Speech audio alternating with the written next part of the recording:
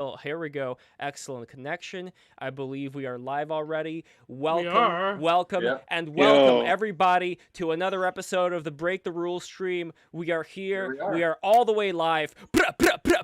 I am your host, Yeah. Lev Polyakov, Break the aka rules. Break the For Rules. life. Lev Po on Twitter. And I am Gio. And you are Gio, the great Giovanni Panicetti. And we have the great Eli Schiff here with us, the great Cameron Taylor, aka Ninja Muffin, Hello. the great Hello. Orbs Carter, and also the great MK Maffo, all the way from Italia. So welcome, guys. It's a great pleasure to be here with you, as always.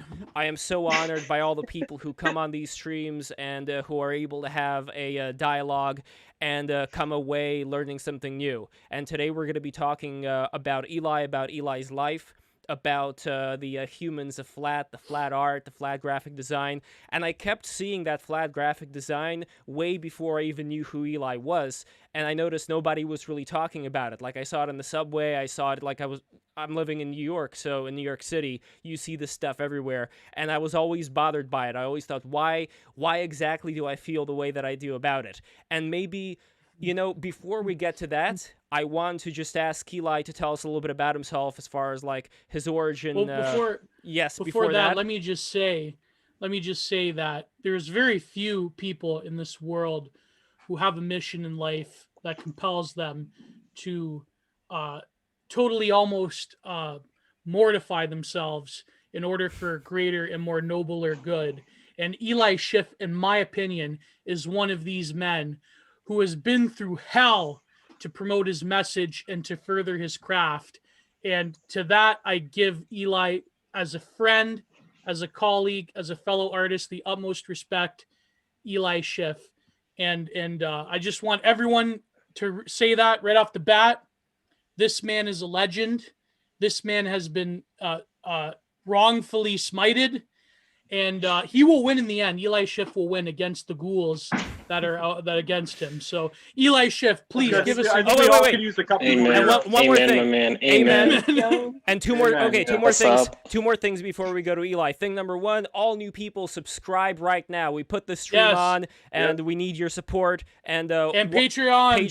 Patreon.com/breaktherules. Go there right now, and you are going to get some of my father's exquisite, beautiful magnets. Here is a picture of the magnets. Look at them; they're amazing. And you will also get for $30 Giovanni Panicetti's beautiful prints. Here you could see him in action, making these amazing prints from the TFW No GF series. And if you give $50, you are going to get another magnet of my father's custom made. So whatever design you want, he's going to make it for you. And before we begin, I also got some fan mail for Eli from all the graphic designers I was messaging to come on the show. So, okay, here's one. Here's one. Hi, Lev. Thanks for the note. I appreciate the invite, but I don't want to be associated with Eli or anything regarding humans of flat. Hope you understand. Good luck. Hi, Lev. Hi, Lev. Thanks so much for the kind words. Thanks so much for the kind words. I have no interest in taking part discussing this topic alongside Eli, as he clearly doesn't respect other artists that don't align with his views, and I find him highly problematic, as well as the fact that you are willing to give him a platform to continue to do so. So with that being said, let's hop on over to Eli. Tell us the fascism of the design world, the fascist, the totalitarian of the design. Yes, liberal fascism, right? Yeah. Thank you guys so much for the introduction. I can't. That means a lot, and yeah, it's been an interesting past couple of years. I would say even past 4 years. Really, things started heating up in about 2015, so it kind of precedes a lot of the craziness that you could imagine in the past 4 years. But a little bit of background about me: I've been a designer about 10 years now. And really, more importantly than being a designer, because that's something that I do and I try to keep mostly on the side. Mostly what I'm publicly known for is being a design critic. And that really started around 2012, around the sort of beginning of flat design. It has roots much earlier with Windows going flat in the mid-aughts, but I started writing about it publicly in 2012, and that became something that sort of, it was unintentional at first, but it became a big study for me, and over time just became known in the design community as probably the most strident critic of flat design, which is, I would say we should be very clear that there's a distinction between flat design and humans of flat. Humans of flat emerged out of flat design and was sort of only possible because of the vacuum that flat design left in sort of art in the user interface. I mean, we used to have an incredibly rich and you could even say diverse set of possible expression within interface design, and I think a lot of people enjoyed it. Interestingly enough, it would be journalists and designers who really were the impetus for, and of course business interests foremost, but both of those were really the key public messengers for flat design emerging. And so I was a critic of that, and it became pretty controversial because, as with most things, designers for positive or for ill are somewhat conformist in general, whether it be from a visual perspective or from a messaging perspective. And so as soon as there was sort of a, what would be the right word, sort of a shift in opinion on what the correct approach to designing aesthetics of user interfaces, of screen design, whether for mobile or web, people just doubled down on it. And the idea of there being any dissent in that area was really shut down. So being one of the very few and probably one of the stronger people in that area critiquing it, it became something of a place where people would attack me in many ways, but kept through that. And I guess I could continue on with this, but I'll probably just say a little bit more recently, I released a book called Uber's Undoing that came out in 2018. That was sort of critiquing, you could say, some of the more neoliberal aspects of Uber's aesthetics and messaging as well. And I think with that sort of also around that time was when I put out the Humans of Flat account, which is sort of the subject of today. And Humans of Flat, we can get into the history of that, but I will probably leave it at that, except maybe it's worth just mentioning the last detail here is in 2020, just before coronavirus hit, I was deplatformed from Twitter with no reason or rationale, no warning message, nothing. And it was interesting because it was one of the few cases where a verified account was deplatformed. And I can count probably under 10 that I'm aware of that were ever in the history of the entirety of Twitter of verified accounts being deplatformed. So that was an interesting thing, and that led to a whole unpersoning event. But since then, been kind of quiet, and this is one of the first times I've been public. So with that, enough about me. I'll put it back to the group. Well, this would be kind of the elephant in the room, which I could kind of store in my pouch and then address at a later part of the stream, but I figure why not just off the bat to talk about it. When I was messaging people about coming on the show, the one thing that a lot of them were just like pushing into my face, saying like, this is the reason, right here, this is it, no question at all, had to do with the blog post, or was, I guess, the Twitter thread that you made about the unfortunate Uber ride that you had with this guy from a different country who couldn't speak English, or so he said, and you had some pretty negative words to say about the guy. Now, the way that I would interpret it personally, like, if this was someone who, let's say, was from Russia and he couldn't speak any English, and knowing the history of a lot of the Russian people, with the alcoholism and the drug abuse, like, it's a generational thing, not generational, it's a cultural thing, where you would have geniuses, poets, scientists, engineers coming from the same place, where you would also have a bunch of drunks coming from. So, to me, it's not a matter of the things that they are pointing to, saying, like, these bad things you said about this poor Uber driver would mean that, but that's at least the way that I can look at it. But can you talk about that a little bit? I remember the Daily Dot, I think it was, that said Eli Schiff's racist tirade, xenophobic tirade. So that's actually, that never happened, but Daily Dot did not write about me. But it was some obscure blogger. Then it was, yeah, probably that would be the AIGA, obscure blogger, the biggest design organization in the world. Disavowing me, but yeah. Okay. Oh. Wait, but just to be clear, that means that you did write that, or you didn't write that? Well, so I mean, I think the thing with the sort of the critique that I would say I was making in that case, which, to be clear, that was not the reason for my suspension from Twitter.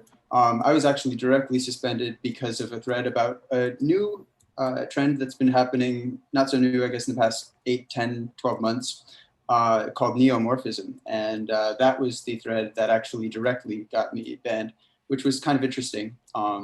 Of all things, there are many things that I've talked about that were much less interesting than that. What's neomorphism? What's Neomorphism, this thread about? yeah, sure. So neomorphism is a strange and honestly not that interesting offshoot of what's called skeuomorphism, which is sort of commonly understood as the referencing of one material or one sort of referent and adopting that in another. So for instance, you might say, if you were to use a leather texture on your user interface, that would be considered in the popular understanding a skeuomorph.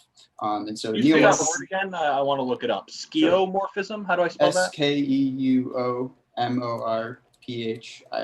Great, thank you. I got it. Thank you. Yeah, sure. So anyway, it's an obscure trend that's kind of gotten a little bit popular among sort of young designers, but hasn't really reached the mainstream. I was discussing what its various merits were, but that was sort of the actual proximate cause for the suspension, which was very odd. But in any case, there's to this thread, there's a lot of critiques to be made of the market for Uber drivers. What interestingly enough, with the latest bills that were passed in California, they've now classified Uber drivers not as employees, and so now they have even less sort of, I guess rights wouldn't be the right word, but they don't have as many opportunities as they would otherwise if they were classified as employees. And so it's interesting that the very people who would critique the question, or who would say that you shouldn't question Uber drivers, are also voting against the interests of Uber drivers. Maybe you could ask me something about this topic, but I don't really have all that much to say about it. I had a bad Uber ride, wasn't pleasant, and I missed my flight on a plane. I guess it would relate to another thing that a lot of the designers talk about, at least the ones that I talk to, in relation to why they don't like Eli Schiff. And their reason is not so much, at least as they say, not so much what you say, but how you say it. So it's almost like if you were to say the exact same things, but in a different style, in a different way, then maybe it wouldn't be as abrasive for them. But I don't know, like, what do you think? That was their reasoning. That's a common sort of phrase that you'll hear, is that, it's not the substance, but the style. But then the question is, why? I think it's sort of the identification with a platform of critique. So designers actually almost universally will put out a take on their Twitter account about any given thing. But as soon as somebody comes into their messages and says, by the way, I work at Facebook, and you shouldn't talk about our team this way, you don't know what it's like. We had all these constraints, and actually our manager made it so that we couldn't do X, Y, and Z. And if you'd only known, we're all people behind the screen, and you shouldn't say that our icon is ugly. Well, you know what? I would actually say, let's just look at the icon. There's lots of constraints. I'm a designer myself. We all know that there's constraints, but let's look at this object and sort of make a critique on the basis of what's in front of us. Now, we could also critique the actual workplace environment. What causes those resulting icons? And that's part of design criticism as well. But really, there's nothing off limits. And in fact, talking about these things, especially from giant corporations, you should feel insulated, and you should feel proud that your work is influencing the world, that somebody is willing to talk about your work. Even if 95% of people think it's terrible, there's something kind of amazing about the fact that any of us have the opportunity to make something that potentially millions or even billions of people will see. So it's really, that's the privilege. And then there's a sort of humility that comes with saying, okay, now this is out in the world, and now everyone's allowed to have their interpretation. Definitely, and we have a comment right now. And by the way, for more comments, streamlabs.com/breaktherules, send us a little scratch, and that's definitely going to help in addressing any comments. But over here we have the comment from Michael Pamoulis, who's asking, what is flat design and what is the big beef with it? It is ugly from what I can tell. Just to clarify, was the question about flat design? Yes. For UI design or humans are flat? I think he means humans are flat, yes. Okay. Go ahead, Gio. Do you have something? No, maybe we should just, for now we'll focus just on like UI design, but then humans of flat, I think, is the real meat of what we'll get into. Yeah. Yes. Absolutely. So yeah. So flat design, what's the issue with it? I mean, I would say the real issue is there's two parts. I mean, there's 1,000 parts, but the ones that I'll focus on at the moment are ergonomics. If we look at any industrial design or even graphic design, ergonomics traditionally has more to do with industrial design, but you could say as any signifier, which would be like something that you could observe and would send a message to you, whether it be a knob on a dial on a radio or a button to turn on your TV, whatever it might be, it has a certain form to it, and that communicates its interactivity. And so flat design, by nature, it's an ideology. It's both an aesthetic and an ideology that reduces all of the possible affordances or interactive potential of a given object, whether it's on screen or in the real world. And it reduces those down to something flat. Now, you could make lots of great interfaces that are flat if you accommodate for that flatness by using other signifiers, whether it be color or brightness and darkness. There's a lot of various tools in the designer's toolbox, but the question is, why would you inherently make a rule or an ideology around not using a huge variety of tools in your toolbox? And that's what the industry decided to do. There's a lot of reasons why they might want to do that. But first and foremost, it was ideological, and then more about following trends and sort of more conformist behavior. So that's sort of where I would say so that's the first, is the ergonomics. The second is the sort of, the aesthetics. So the question of beauty. There's many flat things that I enjoy. There's many abstract things that I find beautiful. Like, I don't know, what's a great example? Like G-Monk, I guess, makes sort of visualizations, or there's a lot of really great stuff that's out there that's flat.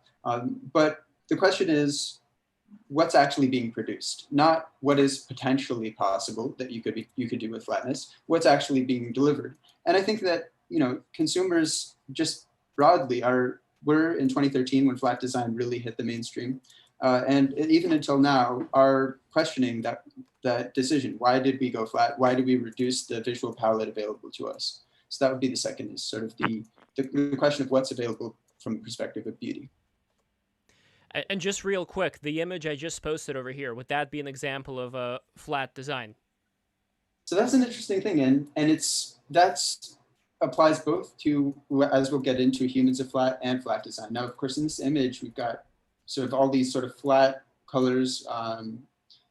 We might say pastels to some degree, but in any case, whatever the palette actually is, there's the real interesting thing about that image is not the color, it's the shadows, right? And so how could it be flat if it has shadows? Well, the difference, I think the key distinction between flat design as it first started in the early, I guess you'd say the 10s. How do you say the first decade? The second decade? Yeah, you could say the 2010s. 2010s. The 2010s. So yeah, in that decade. That's not the 2010s. Exactly, the last decade, not our current decade. Yeah, the 10s. Yeah. During that time, in the very beginning, flat design was very much about having no shadows at all. But there's two things you could take away generally when it comes to an object in an interface. One is the protruding elements, and that would be things like buttons and even inputs in sets. And those would be sort of the actual object and the contours of the object going up and down, inside and out.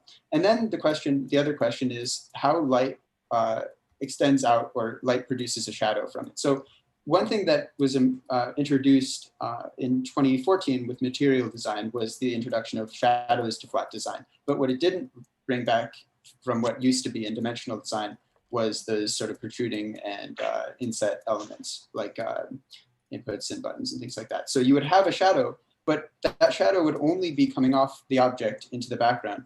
But the question is, why are we not also having that shadow on all the other elements? If there's a light source, that light source should apply to all elements in a similar way, within reason. There's graphic reasons why you might not want to apply shadows to every single element. But so like your Eggman, right? That one would. Yeah. Oh, go ahead. Well, I was just going to say that the egg shape that you have over here, it seems to exist in the kind of world that would correspond to the correct kind of lighting and shading that you would see in the natural world. It even has some interesting things, like if you look, it looks simple, but if you look closely, you see the nose has some light over here on the side. It has cheekbones. Well, it has It's like there's reflecting a light. texture Yeah. to the egg itself. Like it looks like eggshell, not slate or anything else. Like I can tell just by the color and the lighting that is in fact eggshell. Yep. That's all stuff that designers used to take very seriously and tried to make, conform to some sort of hyper real, we could say, or at least idealized version of what reality looks like. Well, it has like reflecting shadows from different elements around it, which was, discovered by Paul Cézanne. But that's, yeah. But I guess what the point would be is why, okay, so why would people care about the major aesthetic choices of every single corporation and tech company being flat? I think the way I explain it to people would be with, as much as I admire a lot of Soviet brutalism, I feel that when you have a very utilitarian model around design itself, it creates the aesthetics of the world, creates the inner self in such a way. So, for example, with flat design, everything becomes a consumerist model, point and click, Amazon, few clicks away from buying something. It seems that every single social media site is geared around a certain way as well. Yeah. Like every social media site has a certain template. Like, now that Twitter has introduced fleets, now every social media site's the same. No longer is there MySpace customization. But what would you say? Like this is what I mean. I think people would look at it and they're like, oh, well, who cares if Apple flattens their buttons? But it's like, it's more than that. It's not just Apple flattening their buttons. It's more like we're attuned to like this sleek, clean pod existence, Bugman type of graphic design. Well, I would also add one more thing to that as a question, which is, do you think it would swing back? Because another reply that I've gotten from the graphic designers I contacted was, this is a fad, it's going to go away, something else is going to take its place soon. Well, to that question, this has been a very common retort is like, everything operates on a pendulum. Or we live in cycles. I mean, and if you could go to what's his name? Who's the guy who's always pushing this cyclical view? Blanking on his name, but in any case, Rene Guénon. No, a more modern, contemporary guy. He's gotten very popular recently, but in any case, doesn't matter. Oh, by the way, we also have Zach Lieberman here. Welcome, Zach. Awesome. You're a great designer, and thank you so much for coming in. Oh wait, actually, could you quickly tell us a little bit about yourself before we recommence, and also the other people here too, because we have some new people. We have Cameron, we have MK Mafo.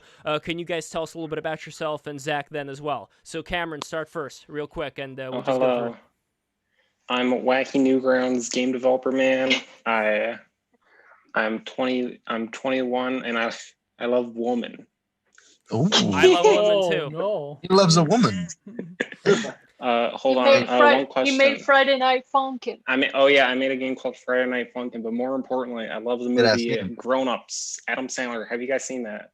Adam Sandler Grown Ups. It's been a while. Yeah. It's been a while. MK Mafo, tell us a little bit about yourself.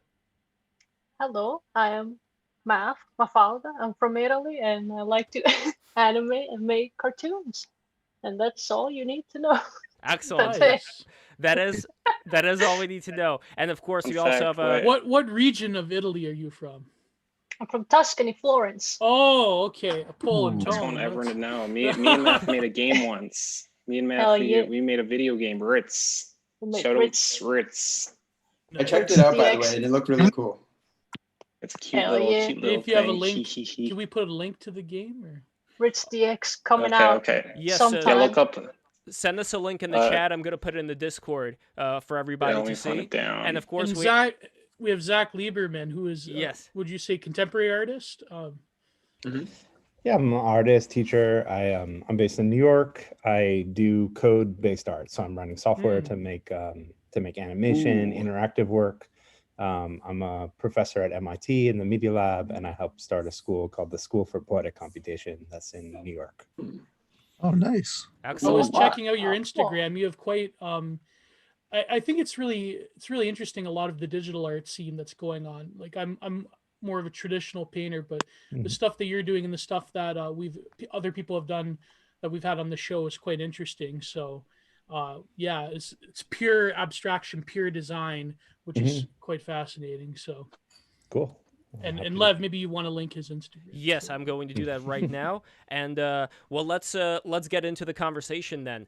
And actually, Zach, I don't know how familiar you are with the flat design, so I think this would be a good opportunity just so we're all on the same page about this. Eli was talking about it earlier, and now I guess we can talk about why you don't think it's just something that's a fad, and why you think it's going to have staying power, at least if our consciousness is going to be of the same spiritual level, I guess. I don't know. So Eli, let us know what you think.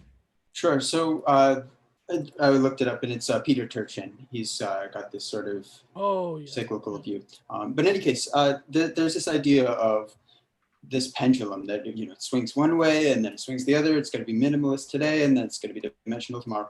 That's true to some extent. We've seen an adoption of, as I mentioned, of material design that brought back shadows, and then now there's fluent design from Microsoft. Material, by the way, is a Google design. But if you think about, there's sort of an institutional knowledge that was basically immediately raised and burned in 2013 when everyone decided to stop doing dimensional design. And so, of course, VR has occurred. All of AR as well. These developments have brought dimension back, whether people like it or not. And of course, the contradiction doesn't bother any of the ideological flat people. And frankly, we're 7 years in. Most designers don't care at all about any of this. Frankly, they don't care about aesthetics. I'll just say that. And they never did. But now it's sort of just a lost art. And so there are people who mostly are quiet, honestly, who do make beautiful things within many of these companies. I would say most of the people who get to these big companies are extremely talented. I think that is just a given. They spend a lot of time doing this. It's hard not to spend even a year and a half, 2 years, and not develop some taste and some skill in this area. But many people have been doing it for a long time. But the issue is that many of the people who were around in 2006 through 2013, sort of the golden age, as far as I'm concerned, of dimensional design, they've both jumped up in the hierarchy and become more managers or heads of design and stopped doing visuals for the most part, except maybe in their free time. Or if they did continue making designs, they've maybe moved into other areas like product design, focus more on the user flow and generally like how design ties into business. And so that's just the nature of career progressions. Unfortunately, in the arts, you don't tend to, at least I guess I shouldn't expand out further than design, because that's a little bit, it's just not the case necessarily. But certainly in design, the only way up, the common way up is to move past being a visual designer. And so it's just sort of, I think that we've lost some of those things. So yes, dimension will be back. It already is to some extent, but we've lost something, I would say permanently, from the perspective of dimensional design, and those are principles that were baked into many people's heads, but weren't necessarily written down in history books. Mm-hmm. Mm-hmm. What are good examples of dimensional design? Like, are there designers or? Yeah. How could I see it? I just want to make sure like I place it. Sure. And by the way, your background's pretty fun. I'm enjoying that right now. So an example, probably the most quintessential example, would be just looking up the word iOS 6. So that would be sort of the ideal. I personally think there were many other individual designs that were much better than that operating system. It wasn't the pinnacle of all dimensional design because, of course, it was a time and place. And the industry has learned a lot about aesthetics. You could say we've learned a lot about typography, about the layout. And that's the nature of, almost a decade since then. But there were many things that we've lost since then that, in terms of how we think, as I was mentioning, about well, here's the transition. Beauty and about, yeah, exactly. That's iOS 6 on the left and iOS 7 on the right. So ergonomics, one of these looks like something you might want to press on because they look like buttons, frankly. and the other one, they're sort of abstractions, and they don't necessarily tie to real world objects. So that you're saying that. Oh, go on, Chris. Oh no, you're saying the right ones are the ones. Oh yeah, so the one on the left, the darker one, that was the Right. iOS 6, and the one that on the right, that's the flatter one, and less, Right. yeah, less pressing. So Zach, I think you kind of get like what we're going with here as far as Yeah, what, of course. Yeah. So as far as the staying power, then you're talking about a lot of these people graduating to higher positions, and we also have a question about why don't designers care about aesthetics? I think there's unfortunately an anti-aesthetic through line in design, which is, it's sort of something I've written about in the Fall of the Designer series, but generally aesthetics are sort of a given, and there's also a question of competition. In many companies, there's a variety of skill levels, and so some people are incredible at visual design, and some people are less so. And visual design is something that is very immediately perceptible how skilled somebody is. And so if you're a humble person, you don't go running around and saying, look, I'm the best, clearly my design is better than yours, so you should have just let me do this. No one's going to like you on your team if you go do that. And so they're sort of formed sort of an opposite of that, where everyone says visual design is totally unimportant. And in fact, if you're an excellent visual designer, you say, oh, well, I just draw boxes. I don't, that's what I do for my job. I don't do anything very important here. I'm not saving the world. I'm just working for a big tech company. Okay.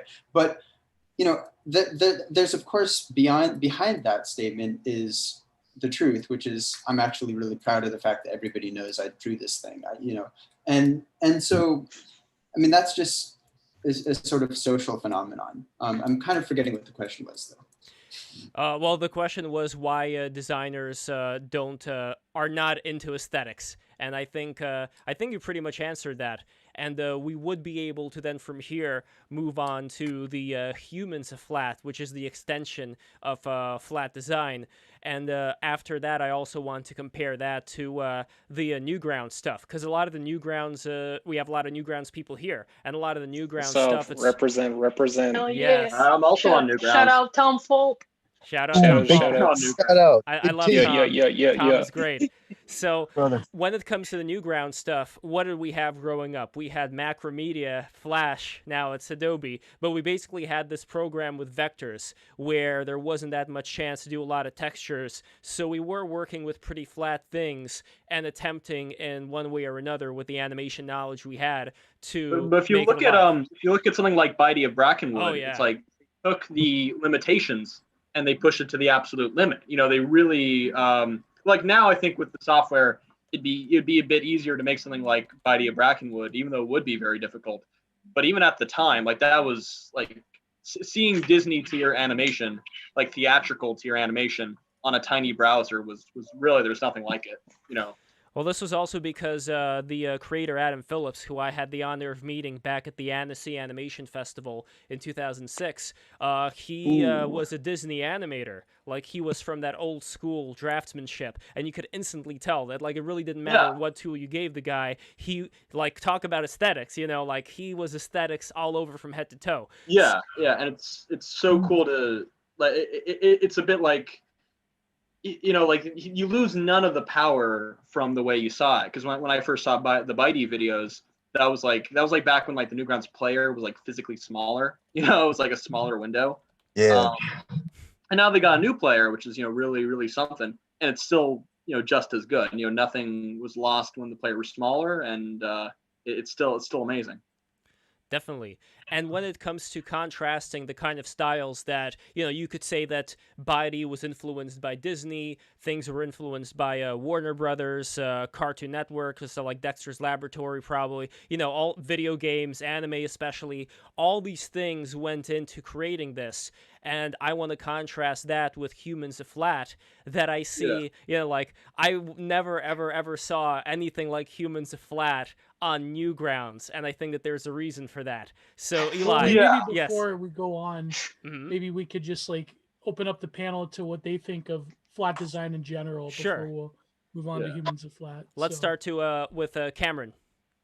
Oh yes. What's the question? Flat design on Newgrounds or what? No, just flat design. What do you think of flat design? And also, new people, don't forget to subscribe right now. We are so grateful for you being here. Click the bell. Everyone subscribe. Everyone subscribe. Hit the up thumb. Hit the cool up thumb. Smash that subscribe button. Okay. Rate 5. Fast. Flat design. I don't like dig super deep into like all these constructs, whatever, but like it's like I do think there is an aspect of the older kind of gradient-y bullshit that's like, that does feel a bit dated, where it's like, you know, it's like, oh, okay, it does look like a button, but also it's like, you kind of, back in those days, it's like you kind of needed that in the sense that like no one knew what a touchscreen was, in a sense, and like all that shit. So it's like personally, it's, but also to that extent, it's like, there's like, you know, minimalism bullshit that's like that makes me like yucky minimalism. So yeah, it's a yikes for me, dog. I will say that I think minimalism could be something that you can explore, but when every single corporation, it's just, to me, it's almost like the aesthetic logic of, and that would probably be like the subtitle of the book I want to write, the aesthetic logic of like, you know, postmodernity, hypermodernity is like that, like, you know, like that's from the Jameson book, the aesthetic logic of late capitalism, but it's the same thing. It seems that like, it's a very utilitarian design choice. And there's a reason why like megacorps and social media use it, because it's like, literally like you can export it throughout the world and nobody will have like some cultural hang up associated with the design choice. So I don't know. If I could give my thoughts on design, I'm actually really disappointed because I have a big love of Bronze Age era art and Egyptian hieroglyphics and Syrian art, kind of that era. And that's true. Yeah, that stuff is really flat, but it's still very beautiful and vibrant. So I was really disappointed. I was thinking like if we were to have a renaissance of, you know, this kind of art, I kind of would want it to look like that. And I'm gonna post something in the not in the BTR-chat, in the sushi bar. And the sushi bar, this is me and in the Egrevore Discord server. We were doing a flat art theme, and this is something I made, which was kind of an homage to Egyptian hieroglyphic art.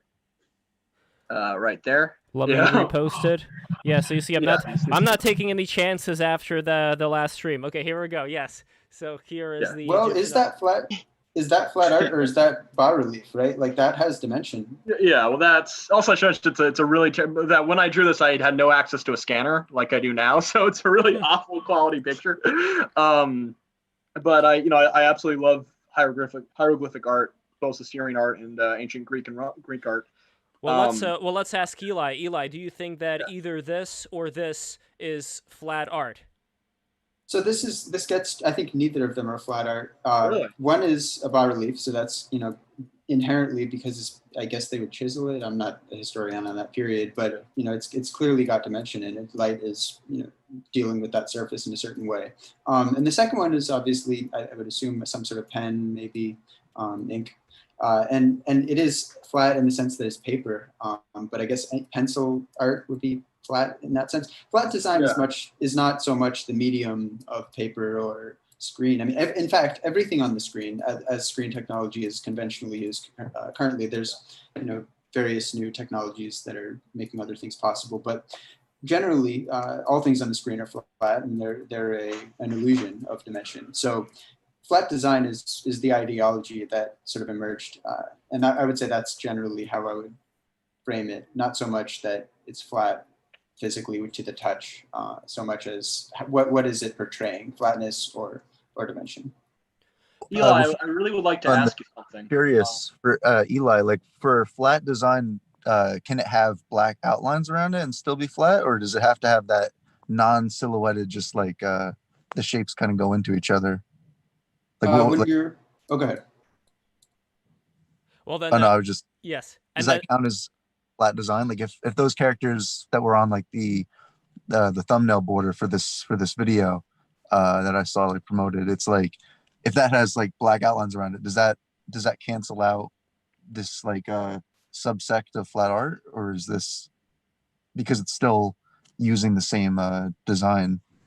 So we're getting into humans of flat now, and I would say it really depends. I think you can tell humans of flat sort of less by whether it has outlines or not, because there's so many variations. There's ones that look like corduroy, or ones that have sort of various types of shading, like cross hatching, and there's ones that have various textures. And are they flat? Well, in fact, we'll get into this, but 3D things can be humans of flat.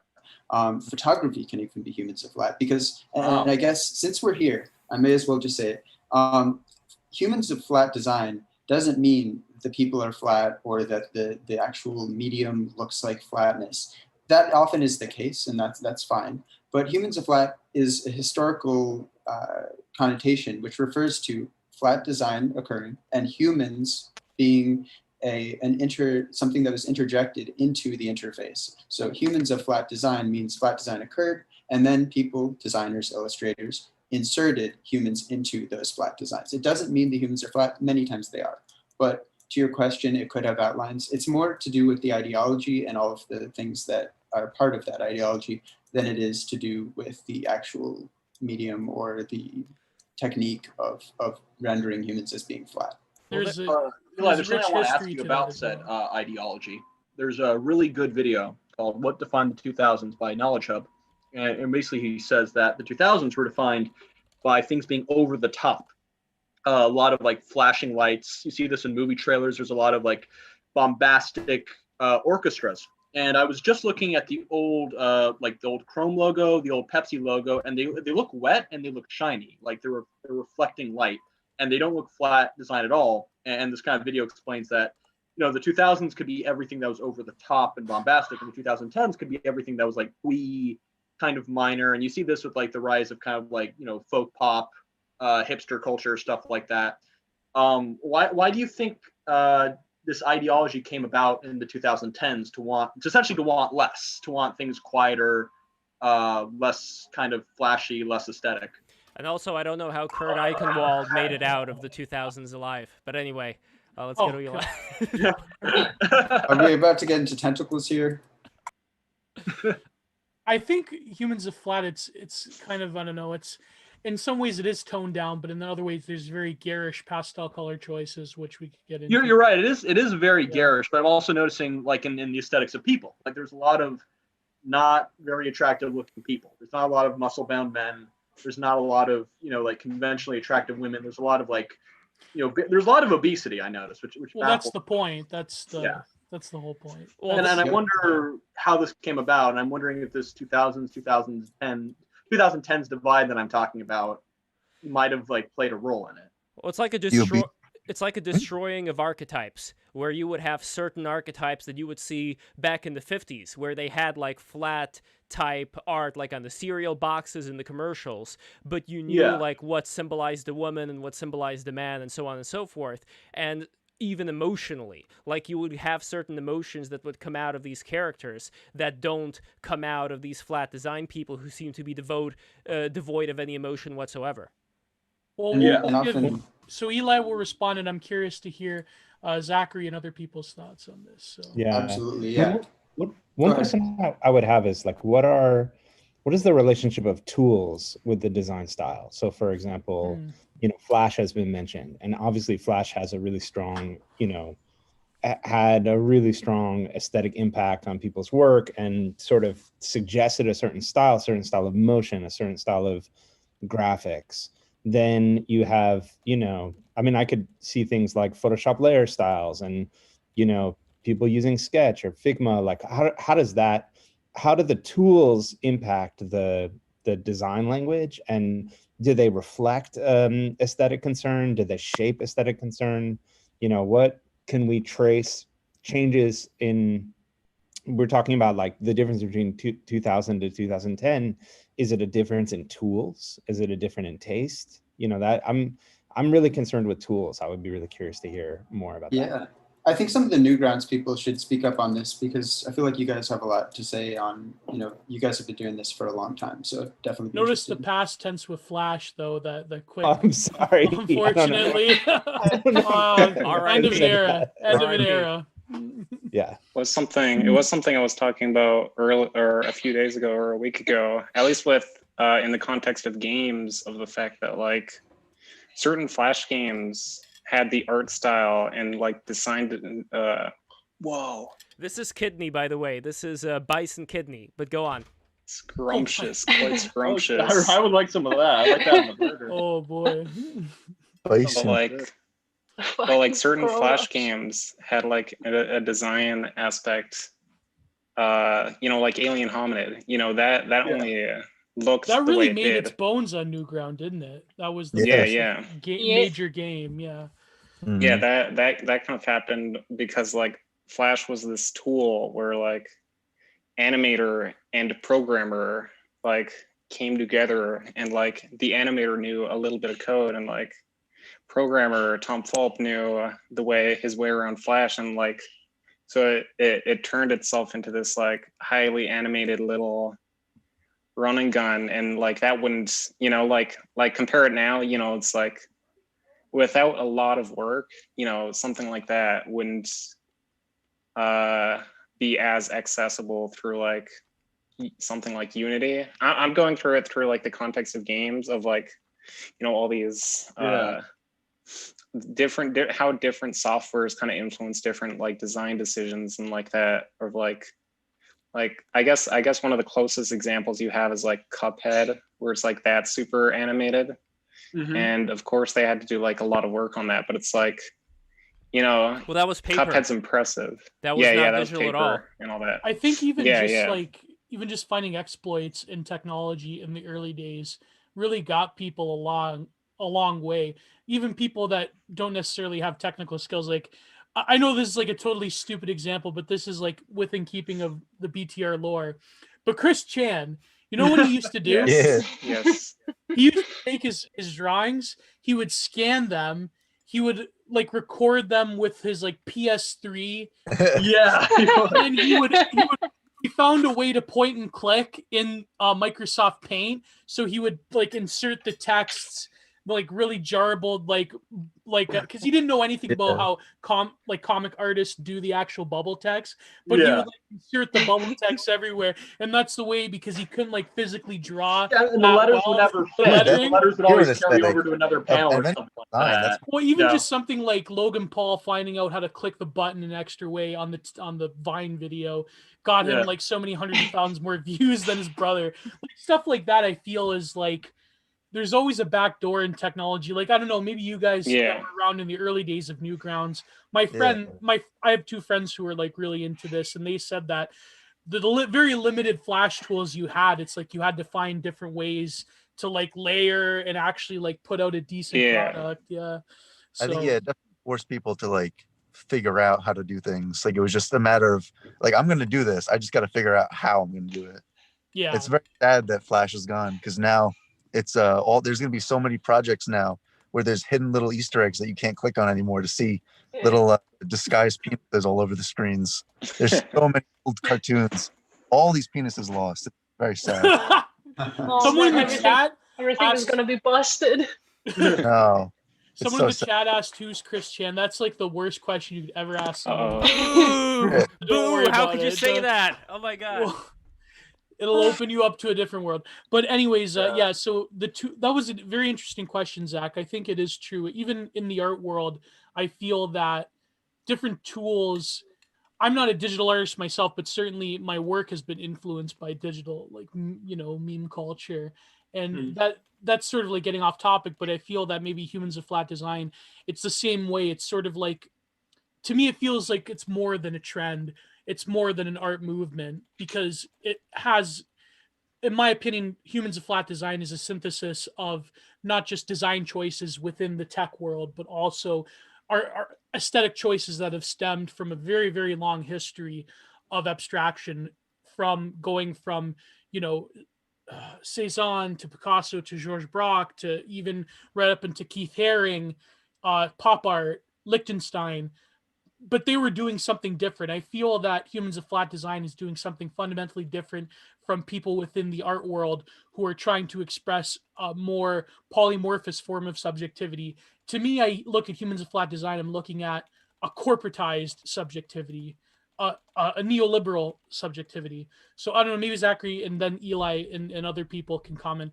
Yeah, Corpse, I know you have, Chris, everyone. Can we also define a neoliberal for the uninitiated?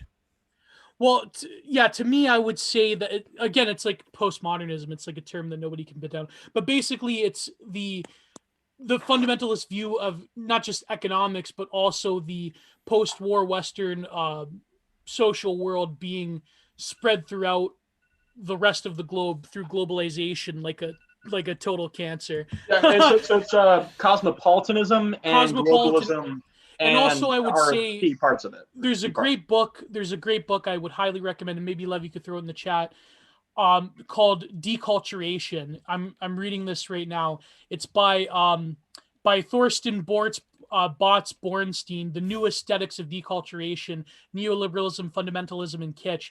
And basically, deculturation is the force of neoliberal liquid modernity. It is taking the cultures and the enculturation of different art movements and artists themselves, and it's throwing that out the window for what Bornstein calls just kitsch has invaded all of life.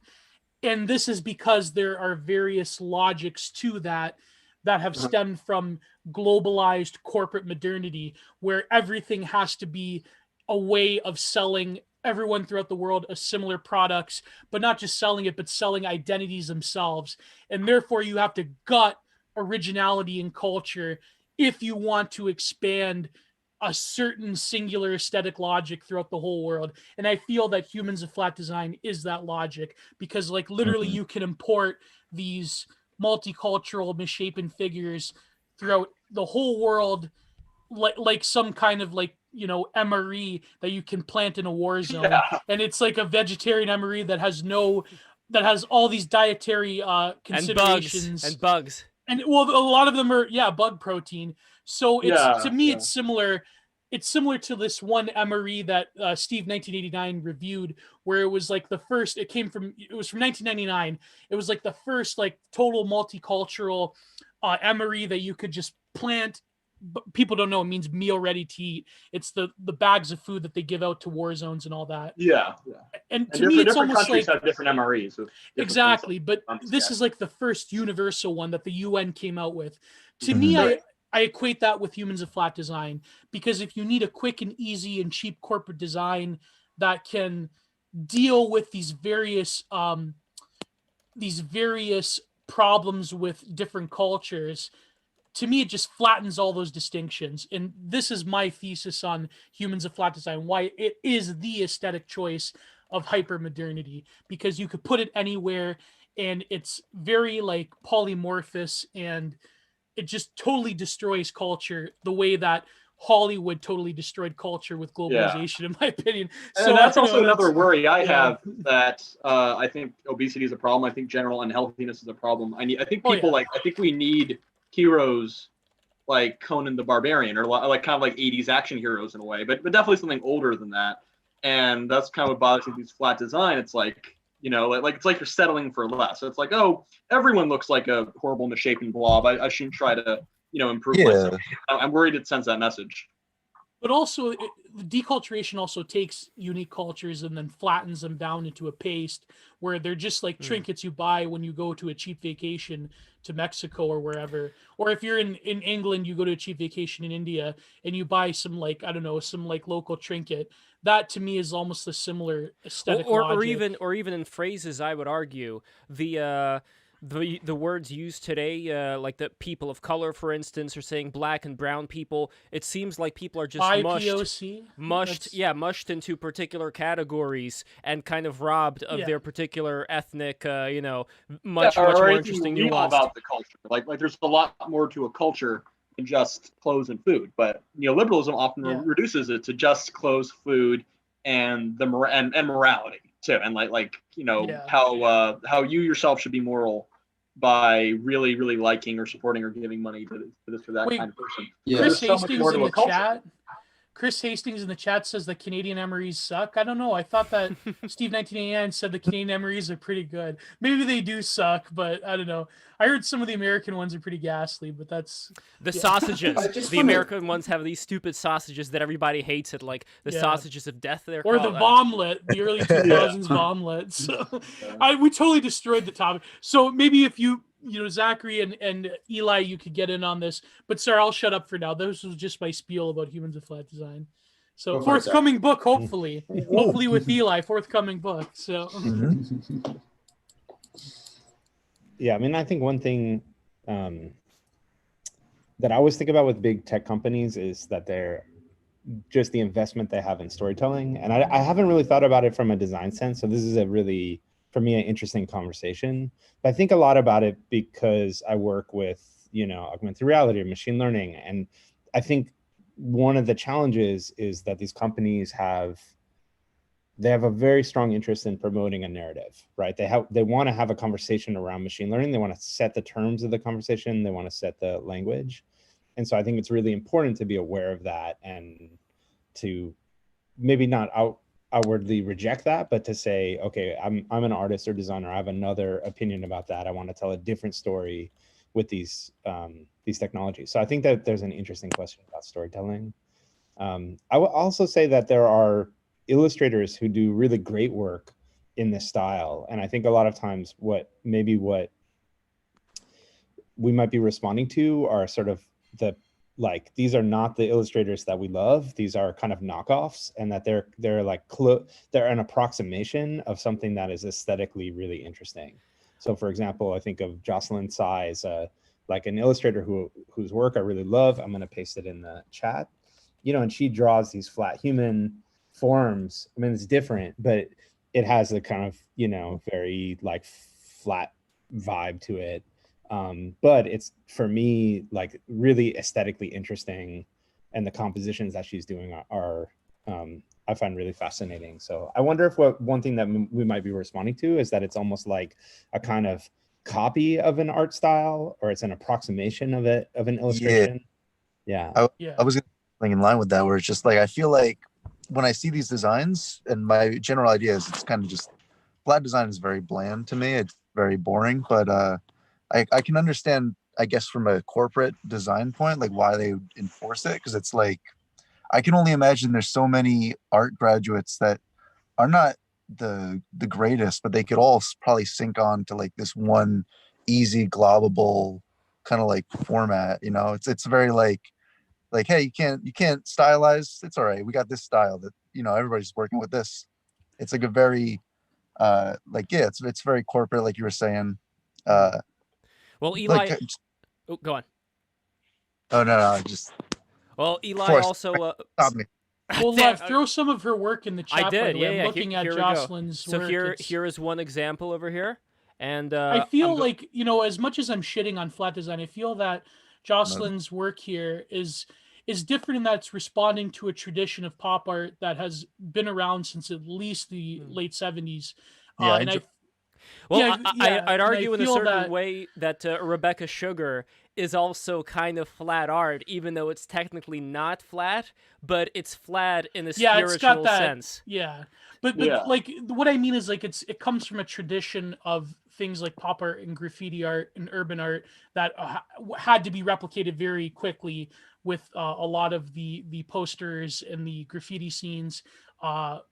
That type of graphic design. So in my opinion, I wouldn't totally discount her work because it has a genealogy. It's responding to something. Whereas I think what Eli, you said this to me once. You said that you have to realize a lot of the flat design you see in the corporate world is basically being generated by computer graphics. It doesn't even have any like real like artistry behind it. It's like sort of like a trying to take like a computer model.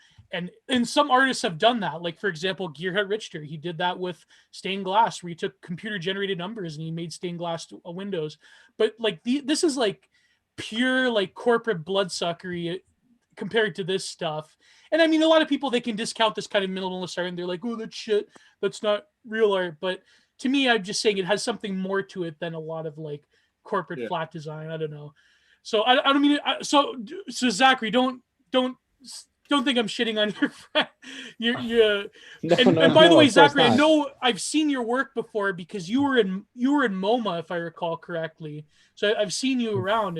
I looked up your name, like, holy shit, this dude has a Wikipedia page. So yeah. So Eli, what do you think about this? Do you think this is a terrible, egregious, terrible artwork, or do you think that's, I don't know. Well, I would say we shouldn't go easy on Zach's friend. I mean, we should. I would say a couple things. So let me run down. So to the question of her name is Jocelyn, I think. Her art, I would say it is aesthetically in line with, and in fact, it looks like she was hired by the New York Times to do something. So that's absolutely within the realm of this introduction of this particular aesthetic. Forget the ideology for a second, into sort of the online space.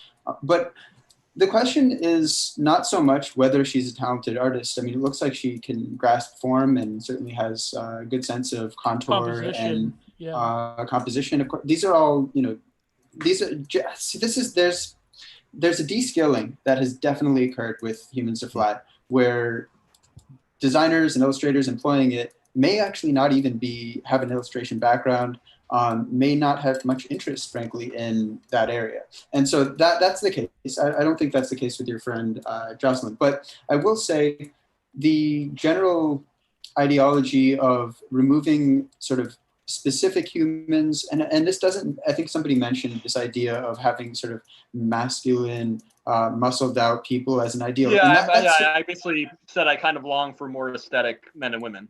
Yes, and so that's, I think, Bronze Age women. Yeah, right. Yeah, definitely Bronze Age. Yeah. Yes, always. We need to recognize that. But the question I think I would say is, why are we putting humans in interfaces at all in the first place? That is sort of the fundamental question. We didn't have humans in interfaces pre-2013, 2014. Now, we did have, occasionally you would see stock imagery with, your standard diverse cast of people, most of whom are hired for that photo shoot and do not work at the company regardless of their race. But generally, we didn't have humans in interfaces. Another thing that was mentioned, I think Gio, you said this, was that that sort of it's easier, that it's more efficient to make these illustrations. And I'll get to the question of the automation aspect. But I would say the real constraint with illustration in UI design is not that it's the timeline. I mean, sometimes that is the case. Sometimes, especially for editorial illustration, like the case of that New York Times illustration, then there's a tight timeline because the article's got to be delivered. But often with and this gets to the automation question, often what's recently been happening is there's what's called illustration systems, a term I came up with in about 2017.